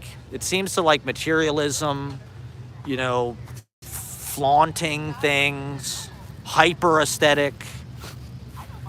I don't know. It just seems like so much shit on TikTok, YouTube, these video mediums. It's just like designed for kids or something. Like, I guess that's one of the reasons why everybody's so like enamored with like Gen Alpha slang or something, because it's just so different. Skibbity, Riz, whatever the fuck it is, you know, toilet, Ohio. It's just so fucking quick and absurd and silly.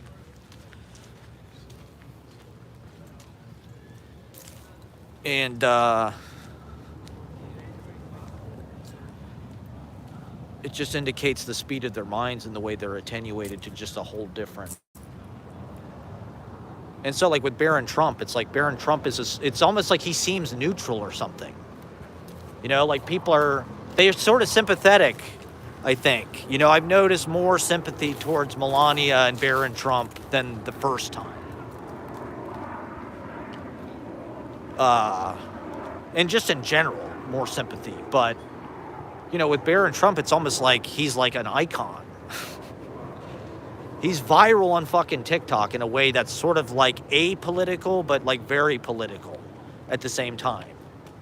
Because he's kind of, you know, he doesn't talk really. He's kind of private or shy or something. I don't know, man.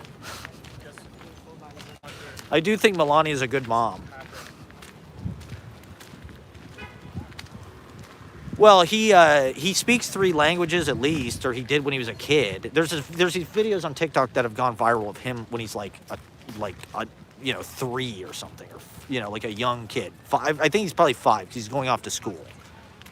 But he's got this accent, and it's like, you know, that's kind of nice, right? Like, because one of the things I've seen is like language is directly tied to like, you know, the mother is typically where like the language transference comes, you know, by spending time with the mother in infancy or like young childhood, nursing, whatever. There's a tie between like the mother, language, and so the kid has an accent because it learned to speak by, you know, because it spent a lot of time with its mom. One of the hallmarks of more recent generations, one of the reasons why there's like more neutral accents is because people are learning language more from like devices and shit. You know, they're not really picking it up firsthand quite as much. They're learning it through TV, they're learning it through live streaming.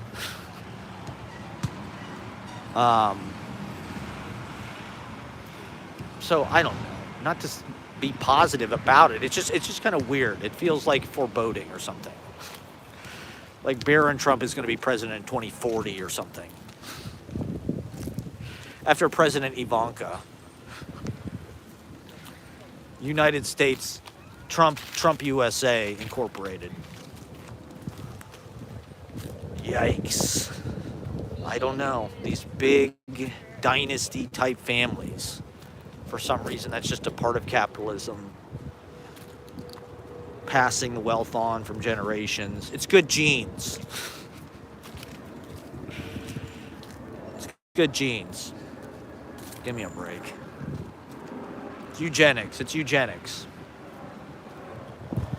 All right. Well, my battery is wearing down.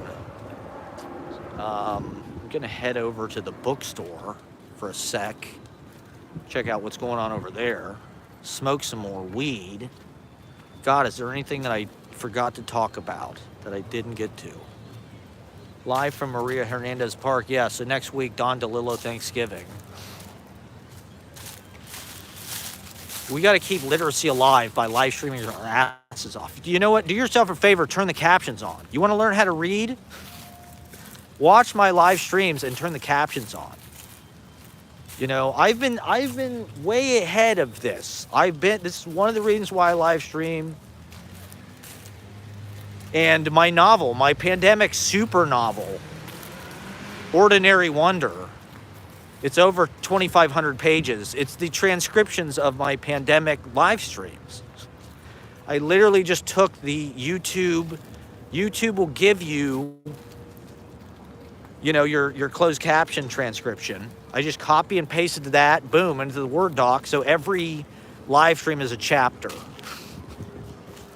So I wrote my pandemic super novel on YouTube. That's the way that I look at this. This is the new prose op-ed kind of video essay, world descriptive systems novel. You know, it's governments, it's genders, it's the inner workings of the human mind. It's New York City, it's megalopolis, it's amateur, it's everybody. It's here comes everybody, right? Like James Joyce. What is more here comes everybody than the internet and open mic? You know, open mic is kind of like the NRL, TikTok.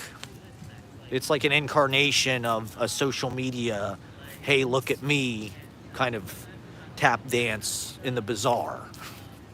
We're all just guys like in the ancient bazaar, like yelling for our wares, trying to get attention. You know, we're all just like carnival barkers, like saying, hey, look at me.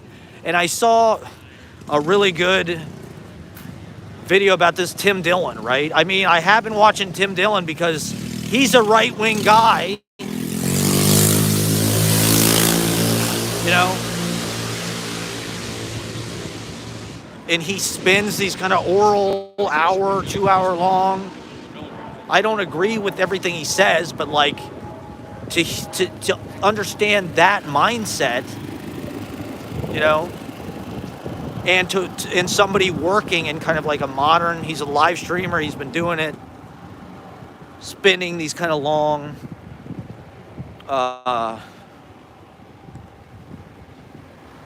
so he was saying, you know, you just have to like post so goddamn much that just like everybody just knows you. You know, it's like, you know, there's some sense where it's like, oh, I don't want to post because it'll annoy people, or I won't get that many likes, or this or that. But it's like, I don't know. We're all just forced into this weird new economy, especially if you want to be in show business, which is part of it for me. To me, it's like this is a hybrid of everything. It's a hybrid of sort of filmmaking, oral composition, poetry, stand-up comedy, politic, you know, guerrilla warfare, freestyle rapping, narcissism gone berserk, psychotherapy, Lacanian, self-medication. I have no health insurance, so, you know, I have to beg for validation on the internet. I have to, you know, soft shoe on the internet for crumbs.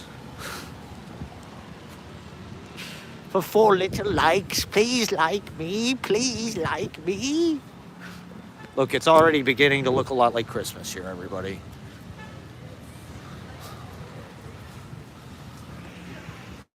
See those snowflakes? It's just Christmas way too early this year. Is that part of MAGA? Somebody has been saying that the Logan, or what was it, the Jake Paul Mike Tyson fight was like some kind of white supremacist propaganda. He gave some speech, I guess, at the end of it that was super like white supremacist. Well, it was a humiliation ritual for Mike Tyson, and maybe just kind of some kind of racist spectacle. I didn't watch it. Surprise, surprise, but I'm not a bloodthirsty sadist like most people in this fucking country who want to watch Ultimate Fighting. And there's a weird, you know, maybe I should get into boxing. As a wannabe influencer, maybe we should stage some kind of boxing exhibition. Maybe I should fight, I don't know, who should I fight? Somebody in public. Some kind of local celebrity. I don't know. Eileen Miles? No, I'm just kidding. Eileen Miles would probably beat me up. Here we are on Hot Street by the Circo's pastry shop. I mean, it is pretty fortuitous that Molasses Books is on Hart Street. I mean, they've got a nice setup here. There's no question about it. Molasses Books has a real nice setup. Here's a barber shop in a fucking van. But that's like some kind of small bus.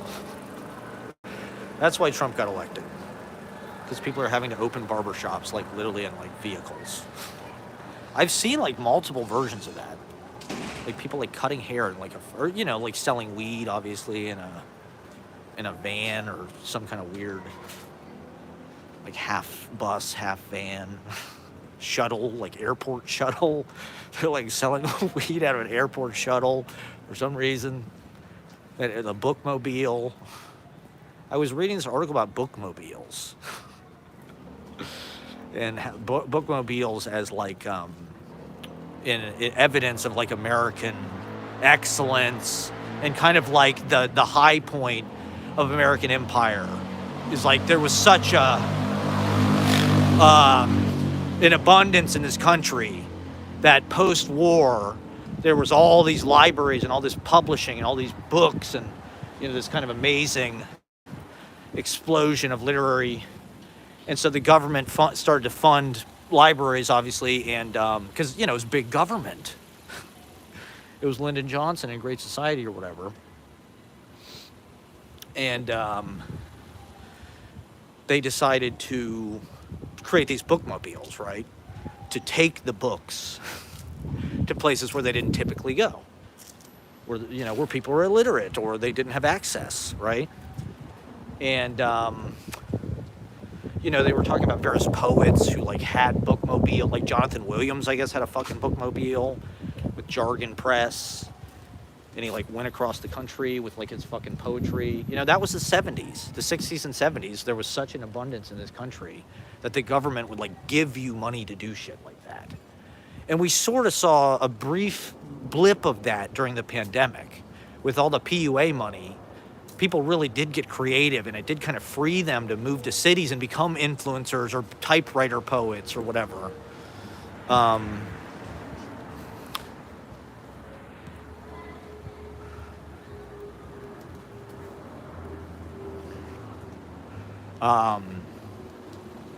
Now, I mean, do people even remember what a fucking bookmobile is? You know, the Grandview Public Library, last that I saw, and this was decades ago, 15 years ago, you know, they had Xbox games and shit that you could check out. When I was a kid, that would have been unthinkable. To go to the public library and they'd have like fucking video games, like, that would have been like absolutely the greatest thing ever. We just had shitty books and the Dewey Decimal System and a card catalog. You know, when I was in fucking kindergarten, they actually taught us like the card catalog and shit because they didn't even have computers yet. It was literally Dewey Decimaled the fuck out. Umbra, music, bar, restaurant. All right, so I'm going to get off pretty soon. The bookmobile, everybody. We need more. We need to bring that back. As a kid, my fantasy was to live in a bookmobile.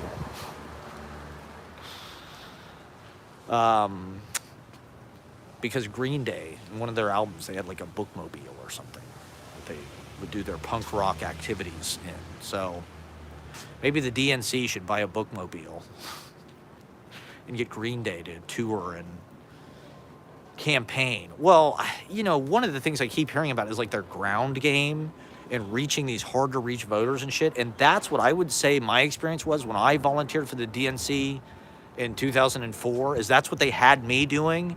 They thought we were going to go to this neighborhood where there's these people that like, they have this huge emphasis of like, do you have a ride to the polls? Do you have food? Do you have water? All this shit. Like, oh my God, like these old people are not going to vote unless like you give them a fucking ride and you like give them water and shit. Like that was what the whole Curb Your Enthusiasm thing was about, right? It's like he gave the lady water. It's like, oh, that's illegal. And it's like, that shit obviously doesn't fucking matter. They saw in the polls, like, and that's what I saw firsthand. It's like, we went all day knocking on people's doors with like these lists that we had based on their data and what people were registered as, their voting history, and who they were polled as like who they were going to vote for. And they were sort of like undecided, or like maybe they were going to vote Democratic, but they didn't know if, you know, how they were going to do it or this or that. But it's like, we did this all day. We didn't get anybody. There may have been 1 or 2 or 3 people that maybe like wouldn't have voted, that like we didn't even convince or anything. You know, it's not like we were going in and like finding all these fucking people that like were sort of on the fence or like wanted to vote, but just like logistically, you know, they were in some district that was like the lines were too long or something. It was like, no, it's just like the numbers just were not there. You know, they weren't persuading people. They weren't motivating people. They're chasing and they're spending all the, like what, Kamala, the claim is, right, that she blew through $1.5 billion in 90 days. They should have just paid us. They should have given money to a bunch of streamers. You know, they should have been building, they should invest that money into the YouTube algorithm and into people like me with flamethrower opinion making, punditry, who are sympathetic